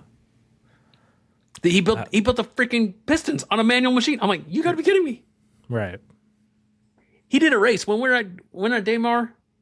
Yeah, when we were at Daymar, he did a race against the CNC guys one time, and he beat them. No way. Yeah, on a prototype part, he beat them just and it was not an easy one. Wow. Yeah. Wow. That's So insane. So I was at Microsoft. We're getting to the point now where Novo Moto comes alive. I learned a lot of Microsoft and all that stuff. Had a lot of fun there. Great people. The manager and I at the end of it, like we're not seeing eye to eye. And during COVID, I says, you know what? I raised my hand. I said, I have a lot of money. I just sold all my homes. Other people need a job a lot worse than I do. Like let me take someone's position. I remember getting a hold of HR and just telling them, I was like, find someone in this company that needs a job. I don't need mine. Well, and they were doing like voluntary layoffs during that period, weren't they? Or was that not yet? Because I know at some point, I thought they were doing it where they were asking people to volunteer. if you were close to retirement. Oh, okay. So when you're a 30-something-year-old and you're like, because part of the thing was a retirement package and like, right. And so I'm not anywhere near it. And so like it created a whole freaking problem. Because now that I've already volunteered, right? Like they don't know what to do. And then there was some other stuff going on. So like they're like we don't know what to do with you right now. Like you literally just volunteered to leave. And then And then I'll like because you volunteered, like, and you're not of the retirement age, you necessarily don't get the same package as everybody else. I was like, well, I'm not fucking leaving without the same package everybody else is getting. So after going through like an additional 1 or 2 layoff cycles, they all figured it out. I got half of the package practically. I didn't care. Yeah. And I left. But in that time, I'd helped a couple companies launch and grow. I helped a guy by the name of Mike Dunlop start a company called Autonomous Machining. It's his exploration. He's a multi-millionaire guy, done really well in manufacturing. He owns the company Net Inspect. Oh, okay. Yeah. Yeah. So the owner of Net Inspect, Mike Dunlop, I had helped him launch Autonomous Machining. I think I charged him one time, and then I felt super guilty about it. I was like, dude, I'm not charging this guy. Like, I'm learning so much from this guy. I'm not charging him. So one day we're sitting there. He kept trying to hire me, and he goes, "You're kind of an expensive guy." And I am kind of an expensive guy. And he goes, "Why don't you start your own company?" And I was like, I've thought about it a lot, but I kind of just enjoy doing this stuff. And he's like, no, you're going to start your own company. And I was like, well, if I'm going to start my own company, I'm going to start your competition to Autonomous. Right. And he goes, do it. And he goes, I'm here if you fail. And I was like, done. And so I started writing business plans. He rejected like every one of them. And then one day he goes, Joe, these business plans are fantastic, but they're not you. Like, you need to start with you first. I was writing nothing that had to do with machining really. Like they were machining related, but they were not machining. He goes, what are you well known for in the industry? And I'm like, I'm good at 5-axis mills. Like that is my thing. I'm good at one-off 5-axis parts and some other things. But this is the thing if I'm going to hang my hat on something is I can program a 5-axis mill pretty good. He goes, cool. Build me a business plan around that. And so I did. Wrote a business plan around that. And then I threw that away. And I don't know. Did I ever tell you that so I wrote the original business plan for Novo Moto and then I threw it away. And I rewrote another one, but I left everything blank that I thought that I could use LinkedIn to help solve. So I started going on LinkedIn in 2022 and I started asking questions. Hey, if you're doing this thing, you wanted to get in this industry, what machines would you buy? What CMMs would you buy? What software would you use? And all those empty spaces that I had to still fill, I used LinkedIn to solve all of that. Everybody, like literally, like that's how I met Hermley. Mm-hmm. That's how I met Hypermill. That's how I met Wenzel, and that's how I met Verisurf, and that's all these companies, Freza Cutting Tools. That's how they all got involved with what I'm doing, because I literally asked them to tell me how to spend my money. And no, I didn't drop millions of dollars on launching Novo Moto. I put a fair amount in. Mm-hmm. It was a couple $100,000 to start this company, and that's all I've ever put into the company. But I had a good business plan that Hermley bought into, that Hypermill bought into, that Wenzel was super comfortable with, Verisurf loved, Lindex Nikken was in, like Qualichem was on board. I presented to all these people as I started to learn and connect with these people, and they all like, we love this. And I told myself if I could find a premium machine tool builder to say the word of like get in bed with me on this idea, I'm going to do this. And I interrogated a lot of them. I interrogated them all. My first goal was Grobe. I was either going Grobe, I was going Micron. I didn't even know Hermley existed. I mean, I did, but I didn't know nothing about them. Right. Well, Microns are cool machines. The machines I could afford, not worth buying. Mm-hmm. Grobe, super cool machines. Didn't really give a shit about me. Like, don't just why don't you go use Mike's money to buy our machine? It's like, no, I'm not doing that. DMG Mori said the same thing to me. Oh, you don't have the money? Like, just go to Mike. I'm like, no, like that. Just because I know Mike doesn't mean you guys get his money. That's not how this works. Right. Right. So Hermley, I had great conversations with a lot of machine tool builders, but they just weren't, they weren't meeting the bar I was hoping to hit. Like, I've been running Akumas and Doosan's and Haas's my whole life. I was like, no, I'm going for true premium machine. And so Hermley, like, hey man, we make a great machine. Can we show you why we make a great machine? Can we demonstrate to you why we make a machine? Hey, not only that, we're going to fly you over to some of our customers, and you got to go interrogate them. We want to show you the parts we make, they make on our machines. And then if you're still not convinced, we're flying you to Germany with the rest of them, where I met you in person finally. Mm-hmm. Like, and then you're going to see the factory where it's made. And if at that time you're still not convinced, those get off our back. Right. And I was like, that's an approach. Holy cow, that is an approach. Like, I didn't even have to have a PO with them. They're like, we're still sending you to Germany. And then we're gonna send you and your soon to be new wife. Like, she's got to support you in this. So she does not want anything to do with Novo Moto still. So that's fine. I get it. I was going to ask you about that. I figured that was probably a clear hard line for one of you. One of these days, maybe I would really like her to work with me. Yeah. Because I think she's an incredible person. I think she's smart. I think she knows a lot of what she's doing. I think she'd be a great compliment to me because everything I do really well, she does all right at. Everything she does really well at, I don't do well at all. Mm-hmm. So, yeah, so we, finally we got to negotiate with Hermley, and man, they put stuff on the table. I was just like, no one else is going to do this for me. And I mean, whatever they did, they got a customer for life. I get people call me a fanboy all the time. I was like, that's fine. But like, you call me a fanboy all you want, but it's not like I'm a fanboy of a Haas. These parts, these machines, you own Hermleys yourself, right? These things just do a job. Yeah. They make great parts. Yeah. Well, and I mean, I think we can say for both of us, like, yeah, I'm a fanboy, but like I put a lot of money into it. Like I've spent a lot of money. Like they didn't give it to me for free, and then I'm like, oh yeah, this is so great. It's like, no, I spent a lot of my hard-earned money and my business's hard-earned money to buy these machines, and I'm just thrilled that they lived up to the hype. I didn't get no discount. I got great service. What I got a promise that these things were going to perform. Like and I paid full price for these things. And so I talk about 2 jobs I made on these machines because it's great you can make a first part right first time. That's fantastic, especially holding microns. It's just insane. On a C250 of all of them, the cheapest machine they sell, microns. Right. So I did 2 jobs, several thousand parts a piece. One of them was the size of a eraser, like on a pencil, plus or minus 10 microns on every dimension practically. I think we made a total of like 6,000 of these parts. Like, the only reason you ever scrapped them because they're pure copper, and if like you sneezed on them, they would bend. But we made 6,000 of these things, almost no variation. Yeah. We held 10 microns the whole time. And we're talking really tiny tools, really detailed features. 6,000 of these things. Then we did this other part, we called it the housing.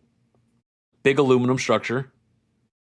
10 inches tall, 8 inches, 10 inches tall, 8 inches wide, about 4 inches, 3.5 to 4 inches thick. Multiple features, 100 features probably almost total. I remember there were some features on there that didn't even move like 10 microns over 4,000 parts. Wow. And that leads actually to probably some questions people got, but like, yeah. And so it's been a great experience with that. Like, I had a lot of people backing me from the business plan. They loved the concept on LinkedIn. I went from like no followers. I mean, I'm in the thousands on there. People just love the story. There's people bought in. I mean, that's how I met Kristen. Kristen's my CCO, Chief Compliance Officer. It's a partnership between her company and mine. She literally like left a VP job to start her own company and then support me. Right. Awesome. And then I've had several people just come on board because like, we want to be part of this. Like my night shift lead guy, this is so cool. I want to be part of this. That guy was not going to take no for an answer. He was ready to come work for me for free until I can afford him. Right. Stuff like that. It's just fantastic. So I think that a common question I get asked and most of my guests get asked is, how did you find customers? Because, it's great to have this business plan. It's great to say like, oh, I've got these nice machines, blah, blah, blah. But like, I think most experienced buyers in aerospace kind of just chalk all that up to bullshit. Everybody is like, God, make accurate parts on time. And it's like, cool, you and 10,000 other shops, buddy. Yeah. So how did you set yourself apart and how did you get your customers? Okay. So because of my years of experience in industry, I've been outsourcing parts for a long time.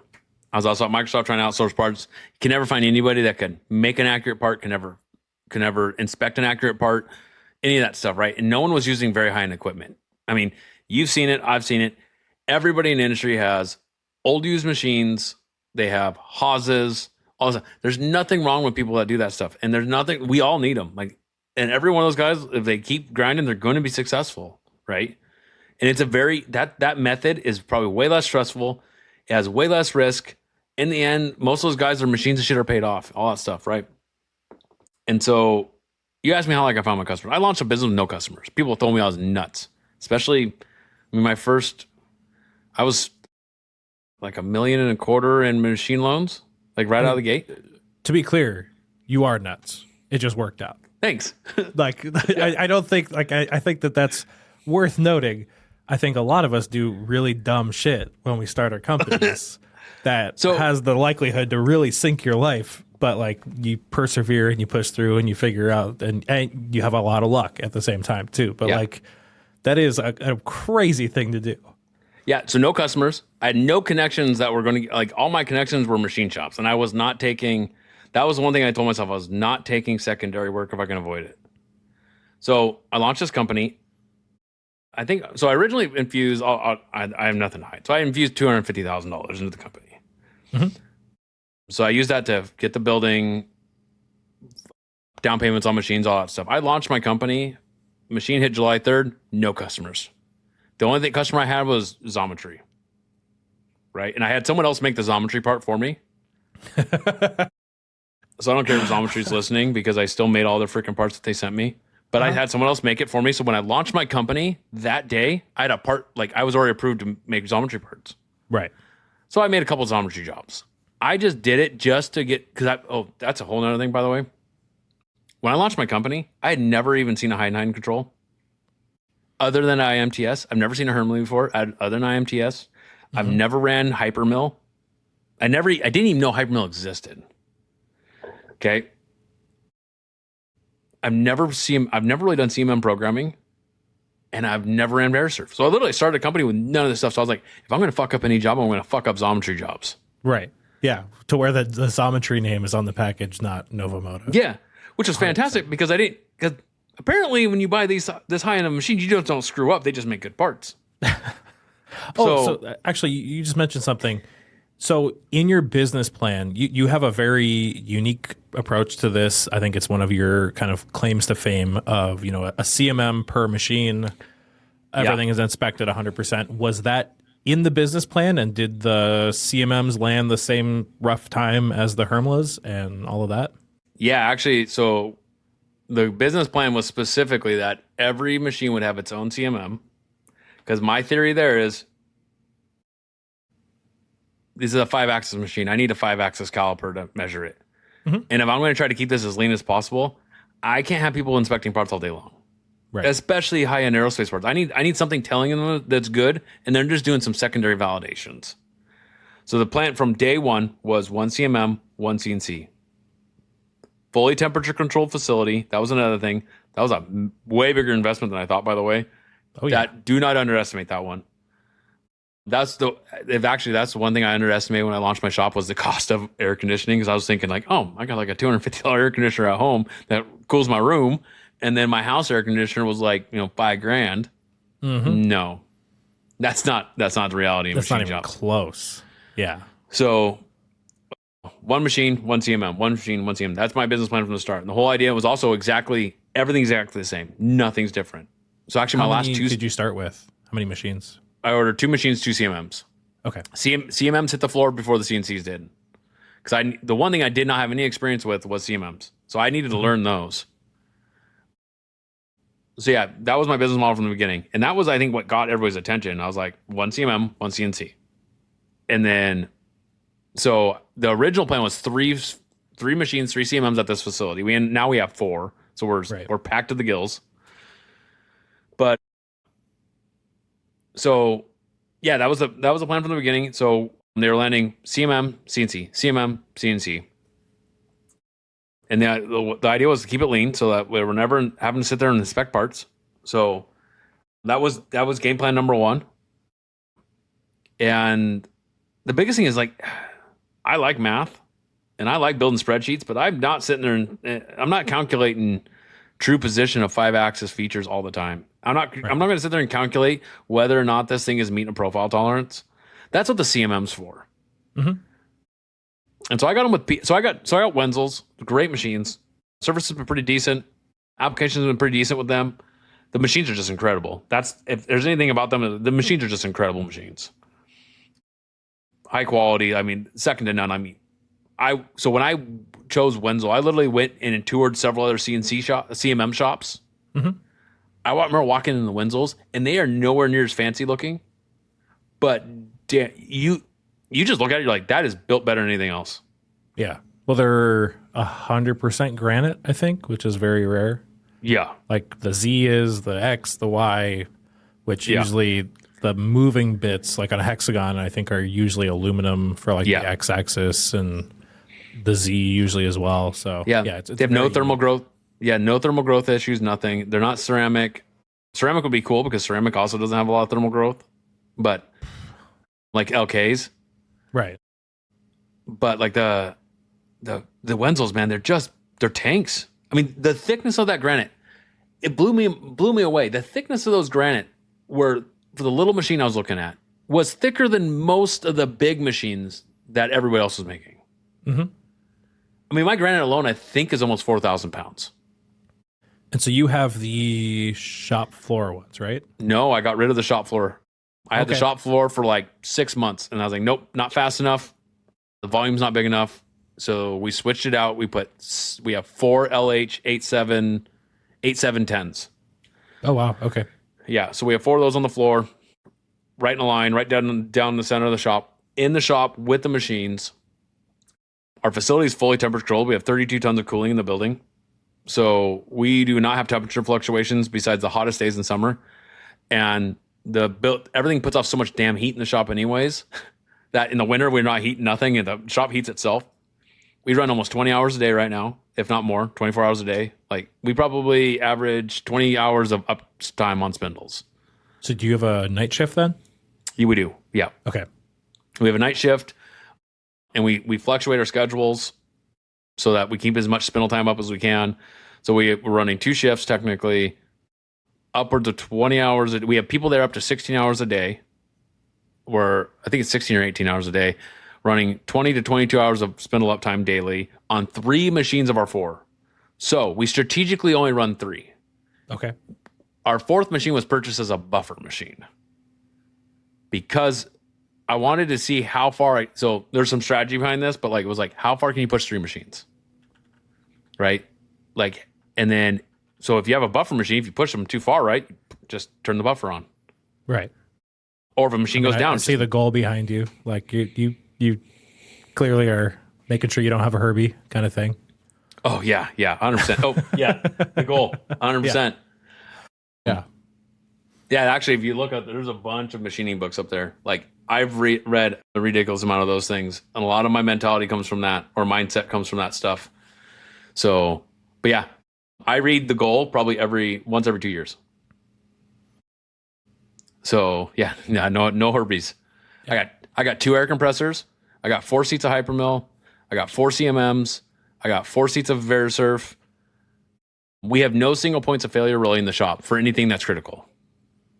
How many people program both CMMs? So we had, let's see, LHM engineering. You've already answered the thermal stability and accuracy of the Wenzel CMMs. But as far as one-to-one CMM machine workflow, how many CNC programmers do you have? If you're programming a Hermla, are you also programming the CMM at the same time? How does that whole thing shake out? Okay, so as of right now, I'm still sole programmer of all 4 machines, or 3. So I program all of the CNC mills. I have 2 guys that are like support, so they can take it from the last. They can do if I can get it all the way up to like drilling, thread milling, and deburr, they can handle it from there. I have one guy on nights who can take fairly basic geometric parts, and he can do complete programs. But right now, to keep the shop flowing, I program every single machine up to sometimes 3 or 4 prototypes a week. Sometimes I'm flowing 3 or 4 prototypes through one machine, and that's just a lot, but it happens. Mm-hmm. The only reason I can do it is because, like, yeah, I also program CMMs. I generally am there fixing the CMM programs because they're a lot easier to fix. So I have one guy who's learning the CMM stuff, and he can get a program to about 90%.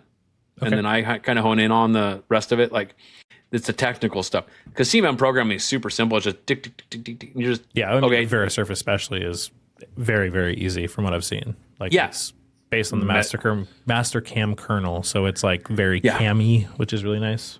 Yep. Program the circle, program that bore, program that flat, whatever, 10 points, whatever. I mean, if you have not used Verisurf yet, it is insanely easy. Like, it's literally like click, click, click, click. And then, here's the points I want you to measure to make the alignment work. And then the reporting's inside Mastercam. So there's no like external software. Your report's right there. All the GD&T stuff's there. Don't get me wrong. There's some stuff we fight when it comes to some of the reporting, but outside of that, we've not had a single problem yet there's nothing we have not been able to solve yet. I can, a 100 dimension part, I could have some level of a program done in 30 minutes. And some level of a report that tells me whether or not my part is probably good. Mm-hmm. Right? My CNC programming stuff is like, I don't know, 4 hours for a semi-complicated part to like, say, 12 hours for a really complicated 5-axis part. But outside of that, like, that doesn't take that long. I don't sleep, but it doesn't take that long. So yeah, right now, but like I said, we have a couple guys that do CNC programming that support it, but I'm still sole programmer of that. I'm lucky that with 4 machines there on the floor, how I've gotten to the point where I can do this is I've relinquished a lot of control of the company. I have a guy that does all the planning, and I have a lot in my head all the time. I'm always catching him. Like, hey, dude, have you done this yet? And he's like, no. I'm like, go. We need to get that done. But like, for the most part, he's planning the shop floor. He's also the guy who does most of the CMM programming as well, which is cool. And then we just lost him, but we have a guy moving on to one of my customers. But he was doing all of our document development, document control for all of our quality, AS9100, Form 1, 2, and 3, all that stuff. But we're going to replace him soon, hopefully. It's going to be hard, but we'll find someone. And then I have one lead machinist guy on the days, one lead machinist guy on the nights. Both those guys are the ones that help with the CNC programming when needed. Mm-hmm. They do all the setups, which there's not really a setup here. That's the one thing. It's like we don't have setups. I'm not going to explain that one at some point, but. And then I have 2 operators on days, 1 operator on night. I have my chief compliance officer, which is Kristen. So shout out to some of my guys. So I have Kevin in the office. He's doing all my bookkeeping. He helps with the HR stuff and keeping, state record stuff done. Kristen Reynolds, she came on, she's chief compliance officer. She's incredible. She has a massively deep knowledge of the compliance and just AS9100. She's embarking into ITAR and all that stuff with us. We're ITAR registered, but she's learning that to a level where she can take over the ITAR registrations and keeping us compliant with all that stuff, working towards CMMC level 2. Taylor Nichols, he's the one that runs my shop floor. He's learning the CMM programming. Man, the guy came to me with not a ridiculous amount of experience, but some. And he's just doing a good job. He's taking the bull by the horn. Phil just came to us. He came from a cabinet company running cabinet CNCs. He's doing really well right out of the gate. We got Blaine on nights. Blaine is just rocking it. And by the way, I'm giving all these names out. No one going to steal my employees, okay? I already lost one. I don't need gloves anymore. So, but Blaine on nights, man, that guy is just a freaking rock star. He had some CNC experience and some programming experience and all that stuff, but not a lot of it and nothing in aerospace. The guy is just a pit bull. He's just relentless and he's good. And then Kevin Ramos came to me. He lived up here. He was a recommendation. He moved back up from Texas to come back to Washington. He's my lead guy on day shift. That guy, he is my yin to yang. He is slow. He is steady. He's methodical. He thinks things through a lot deeper than me and Blaine do. Me and Blaine are like chaos. We are throw 30 tool paths at something, press, go, rock away. As long as Verisurf told me it was, or Hypermill virtual machine told me it was good, I'm pressing go. If it's aluminum, I'm walking away from it. I don't care. Okay. But another thing being said, we've yet to crash a machine 2.5 years from a single posted part out of Hypermill. Okay, I was going to say, I seem to remember you replacing a spindle, but that was not a Hypermill issue. That was a person. I'll tell you the two times we've had to replace spindles crashes. Okay, first one was my fault, and how it was my fault. My nephew was running the other machine, running the same exact part. I had just thwarted the same potential crash, and I don't remember how it was, but for some reason we went into warm-up cycles, and the tool that used in the warm-up cycle, I don't remember what it was. Oh, we were starting the parts mid-program the next morning, both the same spot in the program. And I had just thwarted my crash. Because I was like, oh shit, that's going to crash. I was like, oh crap, because I didn't start in the right spot. Inside the Heidenhain control. He did the same thing and sent that freaking 1-inch drill right through the top of that laying vise at 90 degrees and just destroyed that spindle. Oh no. Hermley is amazing. 3 days. From crash to back up and going, fully dialed in, and the damn thing made a better part after the crash. Uh-huh. I was like, this is not possible. Because I've been in my theory my whole life. You crash a 5-axis, screw it, throw it in the garbage. Nope. They were able to dial that damn thing even better than was shipped to me. Yeah. Yeah. Tyler Allison with Hermley, guy's a rock star. Tyler is amazing. And now you have Alex up there too, he's the one who installed my Flex, and he is fantastic as well. Both of them are rock stars. Both huge people, and Alex and I are built the same, shorter, stout as can be, and then there's Tyler, really freaking tall. Watching them work on a CT50 is hilarious because none of us belong in one of those things. They're just not big. They're not made for us this size. So rock stars. But I've been so in the second spindle, that one actually lasted quite a while after the crash before it finally gave it up. Mm-hmm. But the encoder's actually what ended up going and ended up destroying the spindle. Oh, really? Yeah. But that damn crash, one of my guys, this is me just sometimes letting people do shit they shouldn't do. He's like, yeah, I think we should have like really comfy chairs next to CNC machines. I'm like, no, you shouldn't, because you're not going to pay attention. And what does he do? Legitimately, he rolls up one of the big comfy chairs next to the CNC machine, presses go, wrong freaking program, wrong part. Sends a 3/4 inch Fresa AXFPS, 3/4 inch, buries it 5 inches deep into an aluminum block. Spindle still worked. Machine was completely fine. Oh, this is the encoder one, right? That's insane. And then the encoder went out like 3 months later. Wow. That's it. Yeah, that's wild. That is really wild. And it broke that damn AXFPS, the 3/4 inch AX, because it went down and tried to go in X. Oh, I'm sure it broke. Yeah.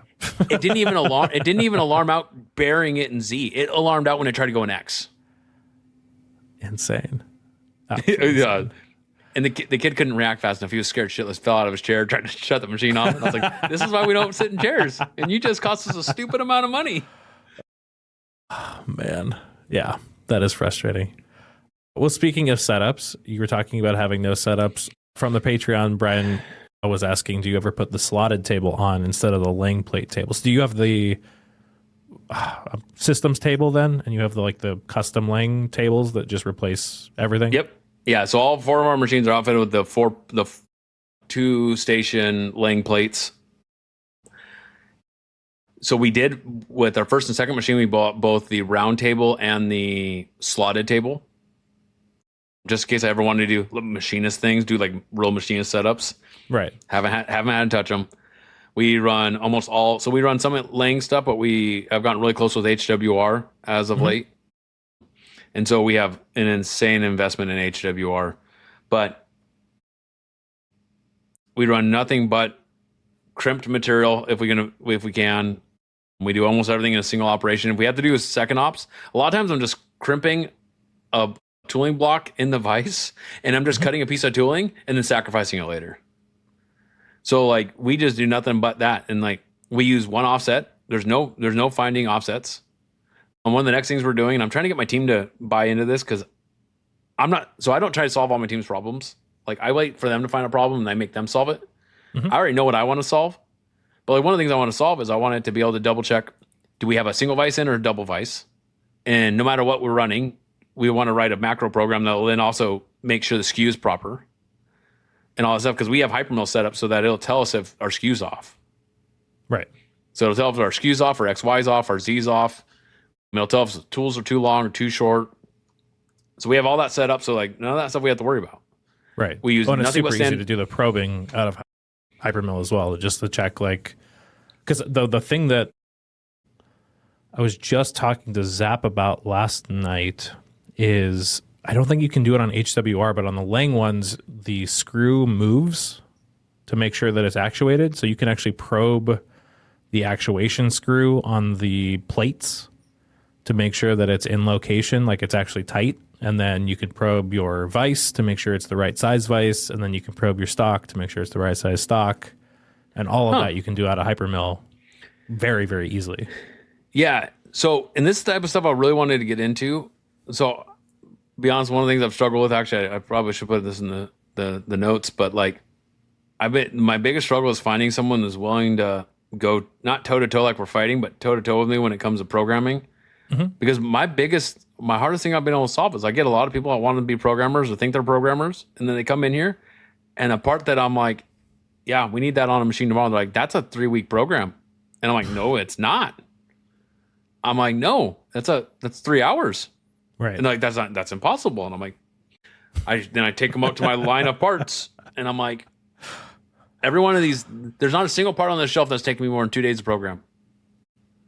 Right. The hardest part I've ever done was like I was like, yeah, 2 days. And they're like, that's not possible. And so that's the biggest thing I've run into is like, and it's because I take a different approach. It's not that I'm a great programmer. I'm actually probably a lazy programmer, because I don't waste my time with tooling and fixturing and all that crap. My first program runs 7-10 hours. It took me 3 hours to program, runs for 7-10 hours. I get the first part off to find out what didn't even make a good part. And then from there, I just make it faster. Right. So that thing that started out as a 10-hour program, I got 4,000 parts to make. By the 20th part, that 10-hour program is now 3 hours on the machine. Right. And it's still making the same. I don't know about you, but like I very often will just send half done programs to the machine to get them start running. Like it's like, oh, my roughing's 45 minutes, whatever. Yeah. Send it all there. Tool's already loaded. The stock's already in there. Get it roughing. And then I can finish the rest of the program while it's roughing. Then I'm not waiting for it. Like the time is the time. So like I might as well use this 45 minutes to do both. Yeah, when I first started my company, that's exactly how we did it. Because we didn't have enough jobs. Right now we have so many freaking jobs that like now I have time to complete full programs. Mm-hmm. But now, and we got in a whole nother flow with that, which is super fun. I can walk you through that. But like when I first started the company, literally like 30-minute roughing cycle on the machine, 20-minute roughing cycle next tool. You know, just throw it at the machine, throw it at the machine, throw it at the machine, and then finally post a whole program. Okay, cool. That still made a good part. Cool. Now make all the roughing faster. Cool. Make all the retracts shorter. Like we'll literally take 10-hour programs, turn them into 3. Mm-hmm. And we do it over several parts. And we generally get a part off like within days. Like so what we're famous for with our biggest customers, which by the way, it's funny. I've not even yet mentioned a customer. So that's really good on me because I'm really bad at that sometimes. But like our biggest customer, we did an insane amount of work with them last year. Like what we're famous for is they'll send us a job sometimes and like I can, if I have the material in the shop sometimes and it is an emergency, they don't care how much it costs. They're getting a part tomorrow. Right. Like our general turnaround time for like super high critical stuff, if I can get material here in a day, you're getting it in 3. If it's not super critical but still hot, like I can get you first parts 7 days, 7 calendar days. I will get you first parts with CMM reports. Mm-hmm. And people tell me, like, they see some of the parts we made. I mean, I showed you one of them. Like, they're like, no, that's not possible. Like that part I showed you that I told you ran for 7 hours of stitching. That didn't take me very long to program on the machine the first time. Just get it on the machine. The first part did not come out good. Mm-hmm. But I was able to get it on there. I quote into all my jobs, scrap parts. And I get it on the CMM, let the CMM tell me what's good and bad. And I just make all my adjustments really quick and done. Yeah. When it gets you close enough. Like it's not so far from a good part that it was useless to run it. Yeah. And sometimes they even buy the worthless part because like we want to break it. Right. Yeah. Right. Like with my customers, like we want to break that thing. Like just send it anyways. Like, okay, cool. Yeah. You got the report for all the dimensions. Let's just break it. It's like, well, fine. You can have it. Like, I'm not even going to charge you for it here. You can just have it. Like, mm-hmm. But how many times have you programmed? I mean, Zap, I remember you and Zap talked about this, and you and some of your other podcast guys. You get like, you put all your heart and soul in designing all this tooling and all this stuff, and 20 hours of programming, and your first part comes out like garbage. And you're like, well, that was a waste of time. Oh, yeah. Yeah, I stopped doing that. And where I stopped doing that was like early in my early days. Like I just learned to like, nope, get code on machine. And then it really came to fruition at Microsoft. There was eight of us sometimes that just program machines, and we can keep like 20 freaking CNC machines running. Because we're just throwing code that runs for 20 hours. We didn't care. Right. But there's 8 of us making prototypes. We're building sometimes full laptops in days. Every freaking component, every freaking hinge, everything, every goddamn part on that damn thing. Right. And they didn't care if you crashed the machine. We had no simulation software out of it. That was at Microsoft, no simulation software. We couldn't get it to work. NX is garbage. Best CAD system in the world, hands down. Favorite CAD system. Some of the coding it does from like the toolpath things up, super cool. For the freaking, there's probably people agree with me. They can't simulate nothing if they tried. It's the worst thing ever. It's one of my worst experiences with simulation. That's crazy. That is crazy. All right. Well, let's see. Next up, David Ron said, first, thanks to you for a call that you guys had a couple months back. The chat was super helpful. Second, with your ambitious goals, how do you balance the need for training and building systems with the needs to get parts through? How do you see the balance changing as the business matures and grows? And how do you see it growing and scaling past the struggle through phase that so many small shops have? Yeah. So I'll do my best to answer all of these. So it took me a minute to remember who this was, but him and I share a friend. His name's Chris Hopkins. He's the head guy of Datron here in the U.S., or at least the West Coast. Mm-hmm. Super awesome dude. Datrons are super fun machines, by the way. If you've never run one, you should. They're just they're a kick in the pants. They make really good parts for what they are, and they make them fast. It's mind-boggling. I made fun of them until I ran one, and then I was like, well, this is why you don't judge books by your covers. So, oh yeah, but I would own one today if they weren't as expensive as they were, because it came down to, do I want a C250 or do I want a M10? And I'm like, yeah, C250. Like, obviously. Yeah. There's a reason why certain companies own them, and that's about it. But they're super cool. One of the fastest 2-parts machines in the world. I've never been able to put a part on a machine that fast. And the new Neo probing cycles and stuff were just insane when I was at Microsoft. Yeah. But yeah, I knew him from Chris Hopkins. We had a great conversation. He asked me a lot about the shop he was working at and like some of his future ideas he was doing. And so like, the guy had pretty in-depth knowledge and has been seeking some challenges in life. Like not he's going through challenges, but seeking like deeper challenges. So I appreciate the conversation I had with the guy.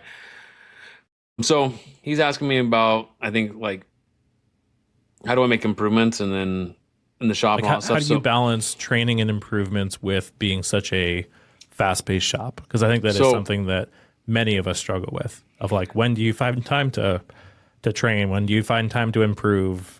You know, the 2-second lean stuff is great, but it's like when your day is 12 hours long and you're like, I was running parts and programming all 12 hours. When do I improve?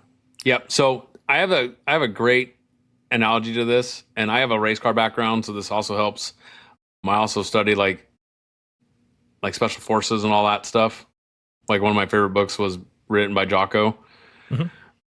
But like, so I say, I use the example all the time of like, there's 2 of them. One, if you're in the middle of war, you're not going to like redesign your gun in the middle of war. You're going to stay in it, and as long as that gun's working, you're going to keep shooting. Right. Okay. You're racing cars. Unless that motor blows up, you are not fixing nothing. You are going to keep that thing on the track and moving forward, right? So same thing with a machine shop, right? Like when you're in chaos, don't try to fix your problems.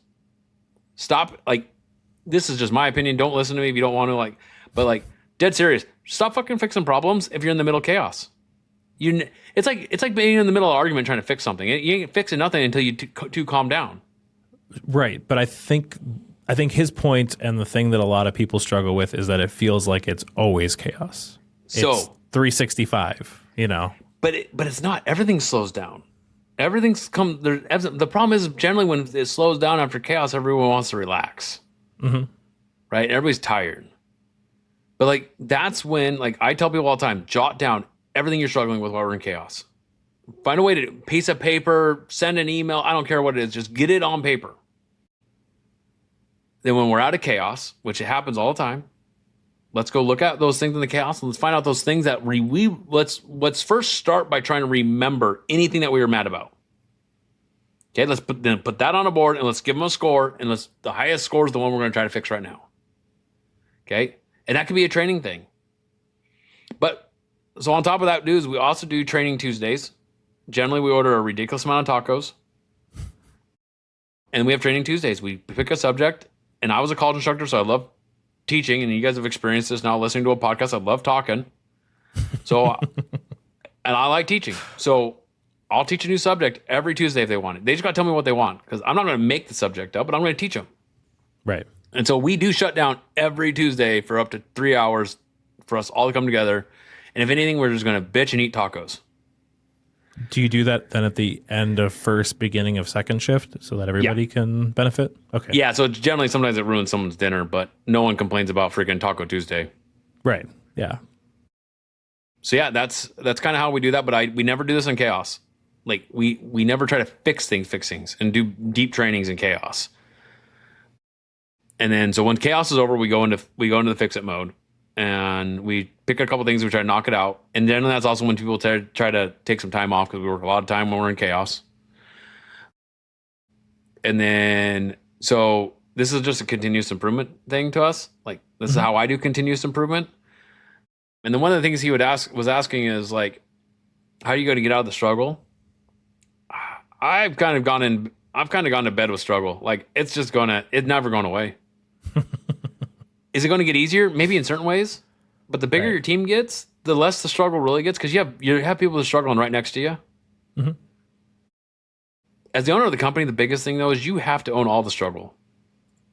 or whoever's going to manage your facility has got to own all the struggle. Like the struggle is real.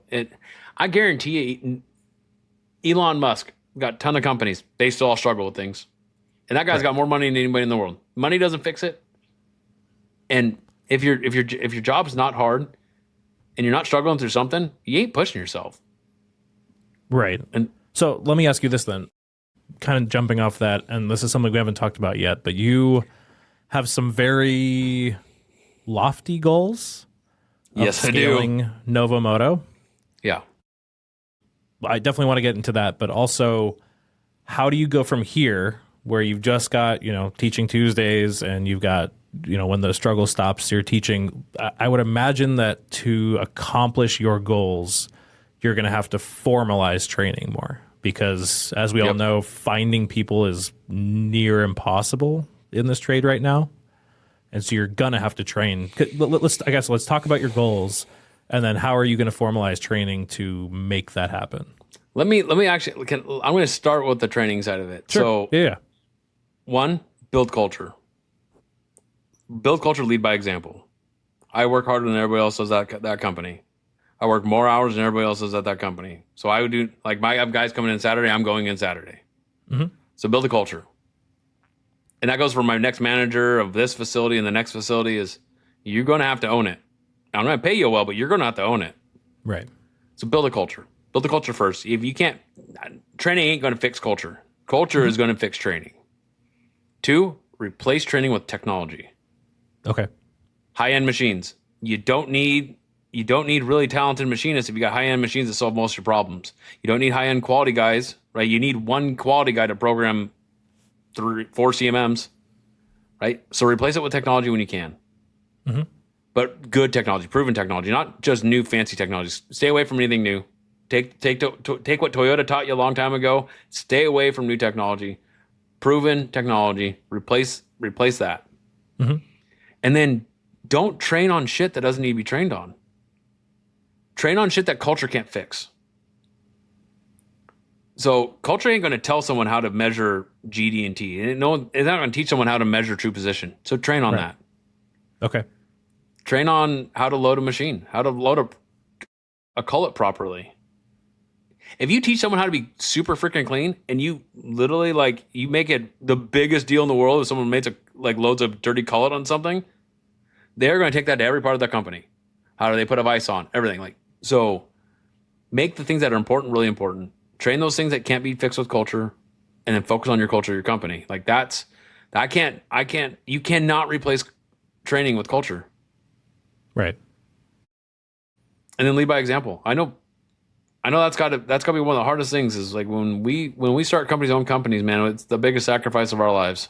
Mm-hmm. Yeah. Oh, yeah. It's the biggest sacrifice we'll ever make. Yeah. So then speaking of that, let's talk about your goals. Where are you headed from here?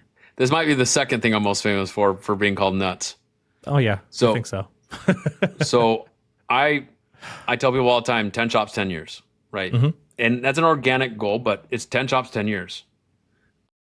And what I mean that is so the first shop was the prototype. I had to prove the concept worked. And I'm proving it works, and it works really well. Put it out there, letting people know, so I've achieved $1.2 million per spindle, okay, in revenue per year. Mm-hmm. I've done that 2 years in a row. So I've proven that you can do it. It is not easy. It required 2 shifts. It required endless hours. It required taking on jobs I didn't want to take on, but I still did it. But $1.2 million per spindle. So I'm proving the concept works. Now what I need to do is I need to start embedding and to make this work long term. I do need to find people willing to jump into it with me because even though we made $1.2 million per spindle, I reinvested every single dollar in that company. I didn't pay myself for 2 years, right? Right. Now I'm not saying the next guy that's going to come work with me is not going to get paid. Every one of my guys gets paid. No one's ever missed a check, and they've all got bonuses. Mm-hmm. But all my guys took a sacrifice and paid when they first came to my company. I have several guys making 6 figures, right? And these are not machinists. These are not engineers. These are guys with enough experience to be dangerous, and I'm honing in on them. Mm-hmm.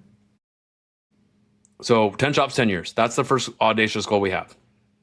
Okay. And then Then the next audacious goal is 100 facilities in 20.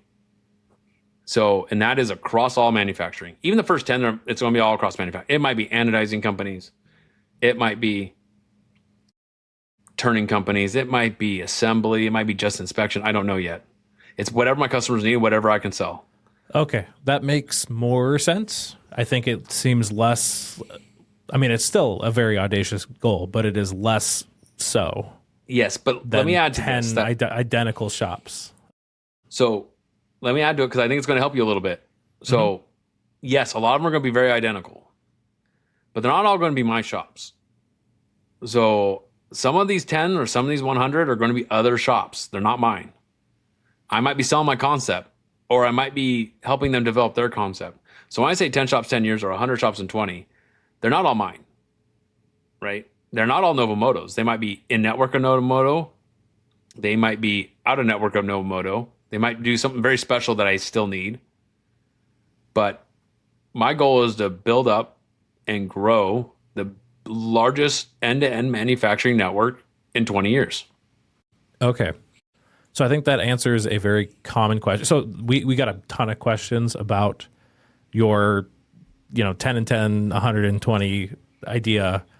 I didn't put them all down there because it would have just cluttered up the sheet. But yeah, no problem. Very common refrain was why this many versus one big shop or 5 big shops, and now it makes more sense. But even better, there's a reason why I don't have big shops. I do not like big shops. Anybody that's ever worked in a big shop doesn't. There's so many people that go backwards and go like they've worked in big companies and they're like, nope, I'm going back to the small shop, right? Culture is better in small shops. You're like a family in small shops, right? You know everybody in that shop and you know who made that bad part, right? Small shops are also super agile, right? And then another part of it is like, I might be 3-4 shops in. I might sell the first shop to my team members that built it. Right. So it's like, I'm building these for other people. Like in the long run, they're not mine. But it's easier to temperature control a small shop. It's easier to build a culture in a small shop. I might have 2 different cultures. Machine shop 2, machine shop 1, different cultures. Okay. Right? I can also, like in a small machine shop, I don't need 30 customers. I need maybe 2 good ones to keep that shop alive. That's all I need. Big, massive shop. You try to pivot a freaking ship. It's difficult. Right. So how do you formalize then at a corporate level? If you're going to start buying shops or you're going to start spinning up shops, it would be very easy for the overarching corporation to get out of touch with those small shops and still end up ruining that small shop culture. To reframe the question, how do you prevent, as you grow, you and the corporate structure from ruining the small companies or the small shops that you spin up? Because like shops are different across the entire country, and you might have, a group of people that want to come and go as they please and be judged on the jobs that they're getting out on time versus people who maybe every single person just punches the clock perfectly on time. And like, how do you avoid becoming like the corporate overlord that stifles that kind of individuality? So part of that's building the culture in the first couple of them. So I can set the example of like, if you're going to be in management, look at these companies, how these run, don't fuck that up. Right. And as long as I'm involved, I'm going to do my best to help prevent that. Okay. To every company, if they're making money and making a profit worth keeping, why would I go screw with it? Like, well, I would say that too, but that unfortunately doesn't end up being the case in a lot of acquisitions or partnerships.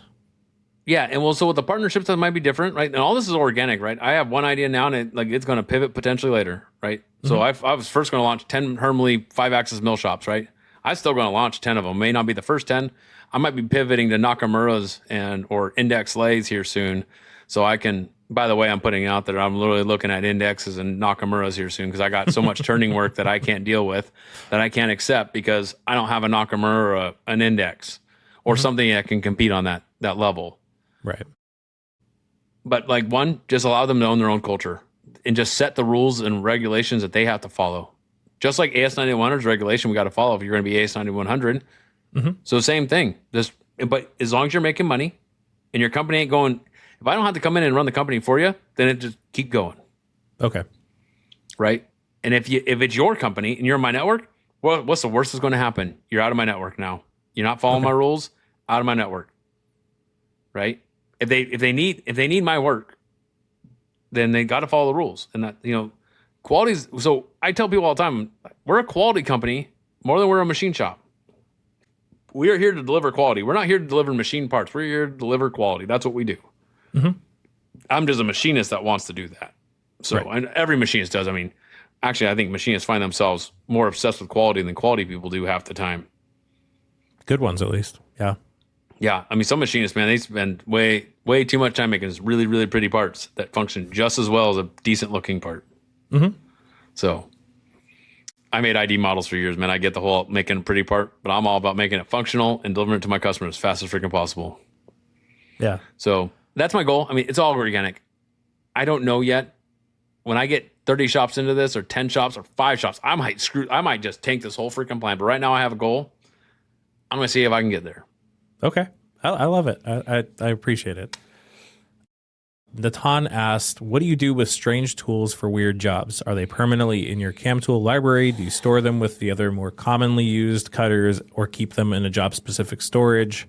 Do you charge for specialized cutting tools if a job requires them? So we can kind of use this as a jumping off point too, to talk about standardized tools in general. I think all of your Hermlas have the extended tool mag as well. It's like 100, and every machine has 105 total.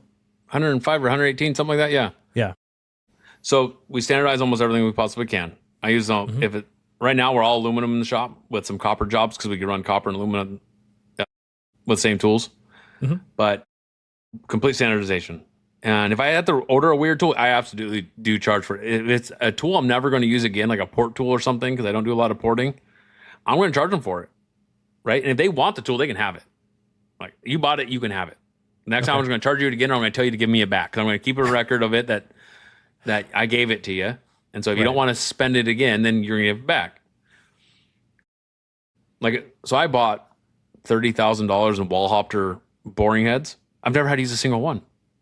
These Hermleys just make so good parts, I don't ever have to use a single one. If it's 10 microns or more, I'm not going to have to use a Wallhopter. But so I absolutely do charge for it. And it's a 5-axis machine, so I don't need to get a lot of fancy cutters. I can just get in there and whittle out whatever I need. Right. Now, if it's hundreds and hundreds and hundreds of parts, I might consider it, but I've yet to have to buy a special cutter. Fresa has almost every roughing M mill I need and N mill I need. If they don't have it, then if I need something really weird, I go to Helical. Mm-hmm. What about if I need some cutters? Because I find that those pop up fairly often. Yeah, you just brought up a sore subject. Because the only good supplier of like random key seats up to a certain size is Harvey. Yeah. And then who else does a reasonable job is like Fullerton and Internal Tool is okay. Internal Tool. Yep. Yeah. But Harvey just kills it. You don't get a very good consistency on the cutters, but at least you can get something, you make it work. Mm-hmm. AB Tool, if I want something that they will make you whatever you want practically, and they do a damn good job. And I bet you there's a lot of other companies out there. I wish I knew more of them. AB Tools has been really good to me. They've been good to me for 20 years. Yeah. AB Tools is great. Dave at Carbide Cutting Tools is fantastic as well. Dave at Carbide Cutting? Okay. Yeah. But yeah, like that's, I think that when I saw that question, that's what came up in my mind is like, do you just have 5 or 10 standard key seat cutters that handle most of your parts? Kind of. Yeah, okay. We don't do a lot of key seat stuff, but we're getting in more of the stuff that's having like grooves inside pockets and stuff. But for the most part, we don't do a ton of it. But I do standardize around that. If you order a 1 millimeter thick blade, you can cut a 5 millimeter slot if you need to. Right. So I don't order a bunch of special tools. You just order one thing that can do 30 things, and you're good. Okay. Until you get into high number production, screw it. Just one standard tool. Yeah. So thanks for helping me get to that answer. Yeah. How do you handle large runs then? Do you kit the entire job out and then run all of them and then pull all of those tools out and stash them somewhere for if it comes back? No, because most of it's standard tools. If it's specialty Okay. tools, we'll put them away.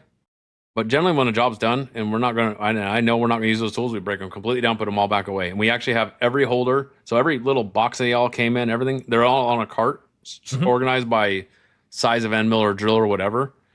And we just go find the original holder, put it back in it, stick it on the shelf. Okay. We're not the greatest at it. Like there's a whole stack of them right now sitting there, need to get put away, but they're still there, ready to go, get put away. Hmm. And we have a rubber banding system. So you inspect the cutter if it's been used once. Put a green rubber band, put it back. That indicates that it's been used once, but it's still a good cutter. Okay.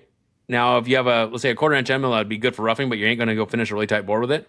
You put a green and a red rubber band on it. That says it's been used, still usable, probably for just roughing. Ooh, I like that.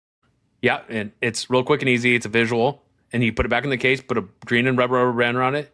And then you put a red rubber band only around one that you're like, man, if you got to get something out of a piece of aluminum part, you're going to go through a couple of these. You know, you've whittled away a couple taps in your life, probably, right? Mm-hmm. Or you're gonna cut a piece of metal. You don't even know what it is yet, so you're gonna send this cutter through. Okay. So you put a red rubber band, and that one's like, this is your sacrificial cutter, or the next carbide run. Right. Okay. Yeah. I like that. That's great. Let's see. Motor Control Technology says, how many cups of coffee or energy drinks do you consume a day? Okay. By the way, shout out to Motor Control Hans. He's been a good friend of mine now for a couple of years in all this. Him and I talk all the time. I visited his shop the other day for the first time. He's looking to hopefully get into Hermleys here in the near future. Super cool dude. God, insanely smart. Yeah, I've seen some of the parts he makes on a Haas, like the UMC 500 or whatever. Mm-hmm. Beautiful, right? He's very methodical, so it's like the amount of time it takes him to go from like concept to actual part takes him a little bit, but man, the parts are he does a damn good job. Right. But so he asked me this question because I used to have a bad coffee problem, probably, and he probably knew it. I used to drink like 2 to 3 4-shot lattes a day when I first started my company. I now don't drink almost any coffee really. Oh, really? Yeah, maybe I start a cup out in the morning when I'm working out. And then by the time I get to the shop, I may have another cup. But I have an espresso machine at the shop. And my cup is probably always full of cold coffee. Because I don't ever drink it. I drink more soda waters than I drink anything else. Awesome. So, yeah. And outside of that, he asked something about like a hypermill tool path. Yeah. What's your favorite hypermill tool path? And it can't be 5-axis rework. Yeah. And so the thing is about me with like new softwares, I still consider myself new 2.5 years in. I do my best to master the most basic tool paths. And I find myself over time getting into more advanced tool paths and stuff.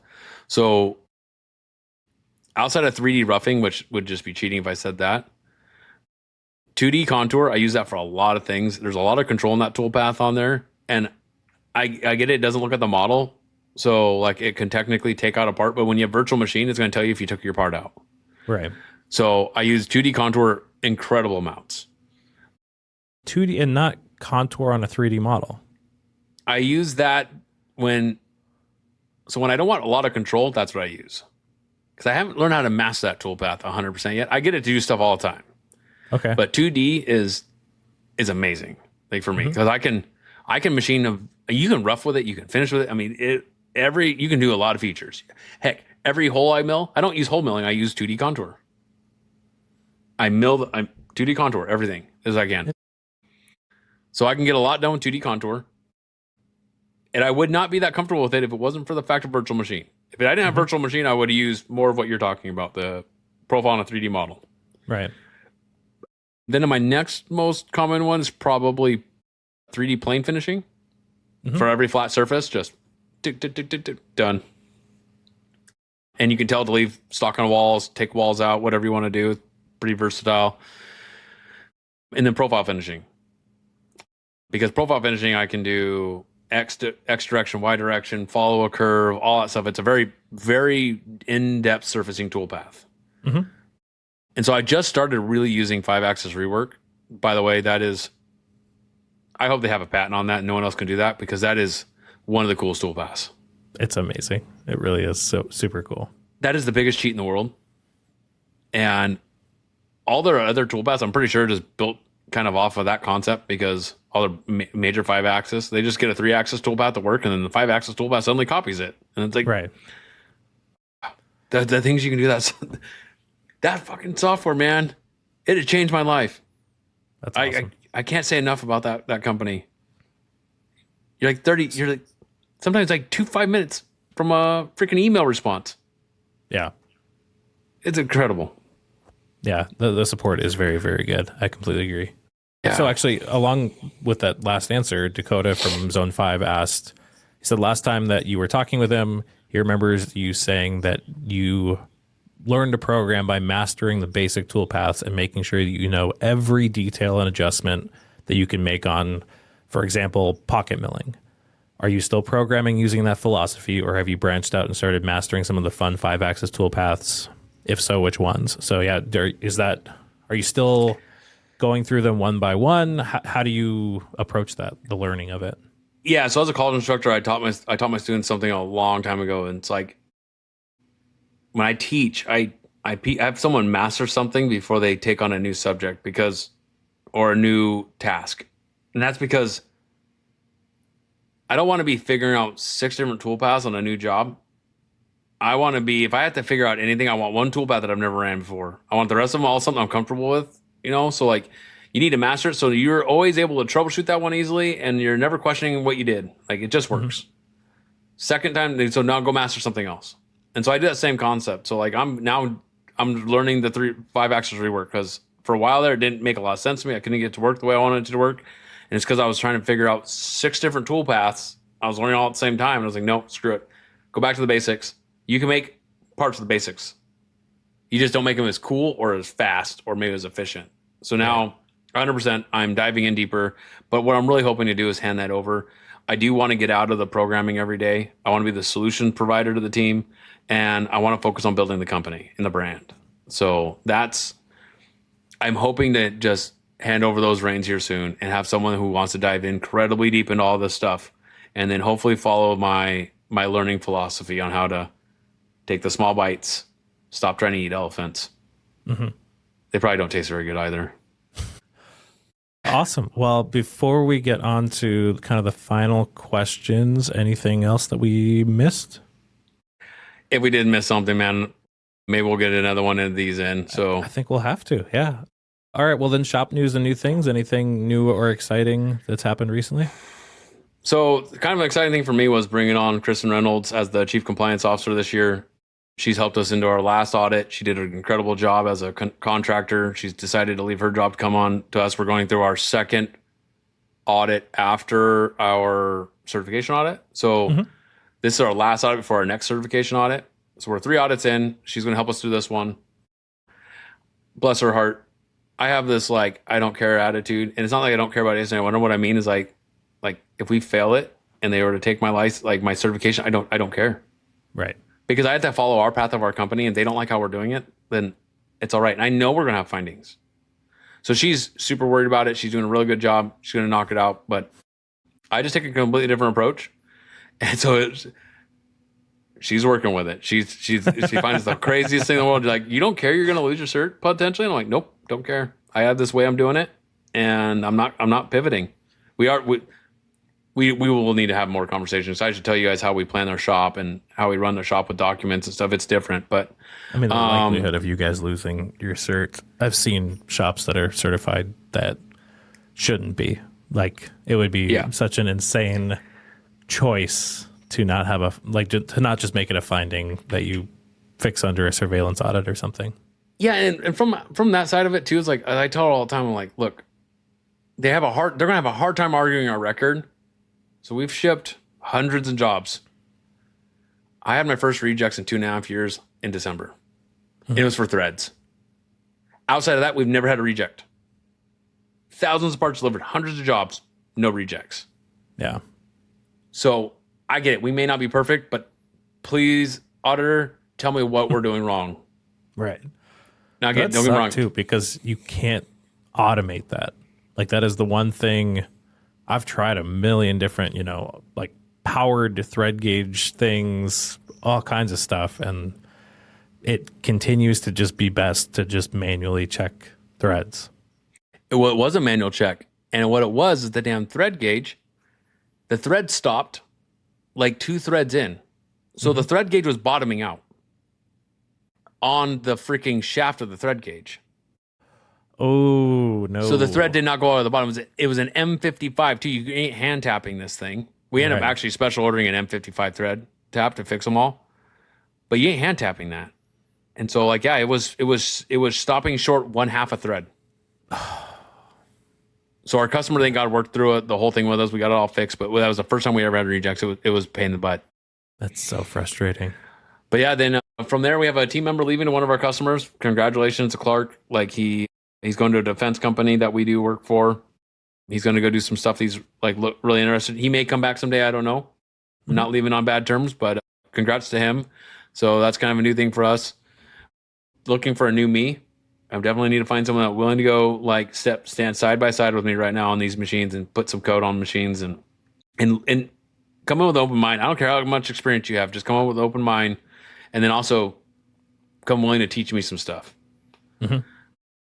And then health insurance. That's another big thing for us. We're going to actually have company sponsored health insurance. I've been paying everybody a stipend to go find their own health insurance, and we found this goes to another thing I was going to talk about is like, do not write off any other business in this outside of your industry, man.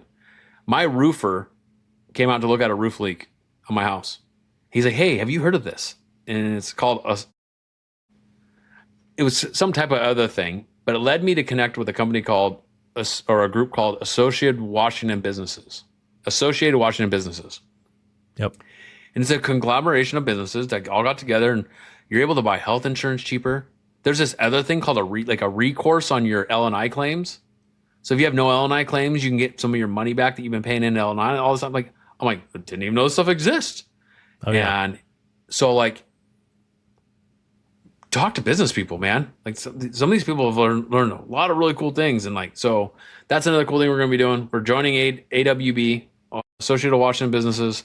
They're going to help us through health insurance. It's going to be an HSA program. We're going to host it at New York Life probably for the HSA. We're super excited about that. My team's been waiting a long time. That's a big thing. That's a big thing. Yeah. Yeah. Save them all a lot of money. It's going to cost us some dollars, but it's a lot cheaper still in the long run for us, I think. Well, and that's how you keep employees is like by providing, it's not just pay always. Like it is benefits and it's all of that together. Yeah, we made it from the beginning. Like no one ever had to worry about their health insurance. We paid for it all from the beginning. Just now we can sponsor our own, and it's a better one. Right. So, yeah. All right. Well, then we're on to the last questions I ask every guest every week. First up, one cam metrology or business tip or trick that helped you this week. Man, I wrote down a bunch of these, and I don't know if they get me through every week, and it's a lot of like more of like practice stuff. So like one of the things I always tell people all the time, start out simple, then make it complicated. Mm-hmm. Like CMM program. You don't need 30 dots inside, or you don't need 30 hits inside a hole right now. Make it 4. Mm-hmm. Yeah. You don't need a tool path that's perfectly honed in. Just get it out there. So master the basics, keep stuff simple. If you haven't already started doing it, adopt LLMs. You can't put your customers' confidential information on there and stuff. So that's from the beginning. Like I'm no lawyer or anything, but don't do something stupid. So, but man, I'm having it do stuff now. Like I'm learning business. Like I do have a background in like studying business. There's a lot about business I still don't know. I'm having it run my numbers from my books. I'm having all my, deleting out all the confidential information, running the numbers and saying, hey, how does this look as a business? Where should I focus next year? Be my business partner. Challenge me on what I'm doing, and let's come up with some new plans. Like it's challenged me. Like right now, I was like, I had this business plan of what I was going to do this next year. They're like, freaking ChatGPT said probably risky and stupid. Really? Oh yeah, I said like you probably should not do that. And I kind of challenged. I knew I was going to say something like that, right? But they're like it pretty much said this is risky and it's dumb. Wow. Because I told it, don't hold back. You tell me I'm being dumb. And it pretty much said, you are being dumb. And I was like, not doing that one. Even ChatGPT told me not to do it. Right. Yeah. The most complimentary LLM was like, dude, you're being dumb. Like, Yeah, it says you pretty much, you want to lose your business, you start doing shit like that. And I knew it. I was just challenged to see if it would tell me if I was going to be stupid. right. And then, so because of my business name, and I live this all the time, just because it's always been done that way, do not mean that it has to be done that way. I bet you've probably, one of the next time we have conversation on here, like, I'm going to ask you to tell me some of the times you just looked at something and said, hey, it's been done this way forever. We ain't doing it this way. Oh, yeah. I bet you have so many good stories. I unfortunately have the same affliction as you, where if somebody tells me that it's impossible or it's really hard or whatever, that I'm like, I'll show you. Or they probably tell you like, oh, man, it's always been done this way. We need to do it this way. And you're like, okay, well, I'm going to invent a new way to do it. I don't care if it's worse. I have been a thorn in the side of my coworkers and bosses for years. And now I'm, the thorn in my own side of like, well, why are we still doing it that way? That's stupid. Why would we not change it? Like, yeah, people told me I was dumb buying 4 CMMs. I'm like, there's been days where I have CMMs that I have every CMM buried with parts because we CMM every single part. Post machining, sometimes post to burr, sometimes before it goes out to OSP, after it gets back from us. We have so many records. Like if I could dump that all into ChatGPT and get some information, I bet you'd be some cool information. Oh yeah. But yeah, it's that one's not surprising to me. Like as somebody who was a CMM programmer, as a large part of my job at my last day job before I left for Protium, I saw the bottleneck. Like it's extreme. Like the 1 CMM per machine actually makes a ton of sense. Yeah, and so like one of our goals is like the CMM program should run faster than the roughing cycle. Mm-hmm. So our goal is if I get a part off the machine, so we do single piece flow as much as we can in our company. So like part comes off the machine, goes into the burr, gets cleaned. Like and the guy's walking it through the shop, not a very big shop, but walking it through, getting it cleaned, getting on the CMM. By the time our roughing cycle is done, on vast majority of our programs, it's gone through deburr, clean, and CMM inspection. So if there is something wrong, I can stop that machine and get it adjusted and then go to the next part. Right. We almost never have repeat problems. It's always caught before the roughing cycle is done. And if it ain't caught before the first roughing cycle, by the time part's fully roughed out, some of our roughing cycles are 1-2 hours long. Mm-hmm. We have a full idea what that part is. Yeah. No, that's awesome. All right. What challenge are you facing and where are you looking for help? Biggest challenge probably right now is finding a me. So definitely working towards that. I'm a big believer in like to challenge or relinquish parts of your company to control to other people. Like my books, it's hard to like trust someone to do that. Not necessarily the person that's doing it. I trust endlessly. Mm-hmm. Managing our compliance, that's a hard one just to give up. Planning my manufacturing floor. You know how hard it is to like, hey, you're going to tell me what part's going on that machine next. Right? You're going to tell me when I needed that program to be done so you can run that job. Right. That's hard. And then I need to find someone to help me. I'm kind of a messy desk. I got shit everywhere. Mm-hmm. So we're looking actually for like an admin. There's a couple of us that they're going to help me clean my desk. Not necessarily clean my desk, but like the documents. Like don't clean my desk. Just make sure the documents are where they're supposed to be. Right. They're going to help. The other person help plan the floor. Like this one person's going to do a lot of things and shipping and receiving. So that's going to be their main thing. Like shipping stuff, make sure the paperwork's there, that when we're getting stuff in, we're checking it in properly. Like that's their main job. But then the rest of it is like, you're going to help a lot of us like order our chaos. Right. So like admin assistant plus shipping and receiving kind of? Shipping and receiving mainly with admin assistance. Yep. Yeah. Yep. But purchasing is a big one for us. And then she'll work with Kristen for supply chain and all that. And then ERP system, but I think we're going to end up having to write our own because let's go into this on another conversation, but we've rewritten how you completely plan a shop. And not necessarily completely plan, but how we flow it is just different. Okay. So yeah, I imagine that makes using any ERP pretty hard. Most of them are pretty stuck in like, this is the way and these are the documents and these are the steps you need to do in this order. Otherwise, throw red flags kind of thing. Dude, ERP systems, man, like in work orders, I got a job, 50 parts. I'm going to allocate 55 parts to this job. I scrapped 6. Oh shit, they revved the job. I've eliminated all the waste that comes from that. We have no waste, like no document waste, no pivot waste, no, like if we scrap parts, it doesn't affect the work order. Like we don't even call it a work order in our shop, but like all that waste, all those paper documents, every time someone revs a job, that whole like scary pivot, got to get everything documented. It's already all documented. We just literally just pivot and run. It is the craziest thing. And I'll run it through with you one time. Okay. It definitely would be neat because we haven't even gotten into opinions yet, man. And I bet you and I got some opinions and we got some things to share. We're gonna have to do another episode. I'm this totally is storytelling game. This time. has been a lot of fun. Yeah. All right. Second to last question. What thing that doesn't really pencil out that you've bought that you wouldn't be without for the reduced fatigue or aggravation? So like, what have you bought that, man, you just like, anybody else is like, that's a dumb use of money, but you would buy again in a heartbeat? Okay.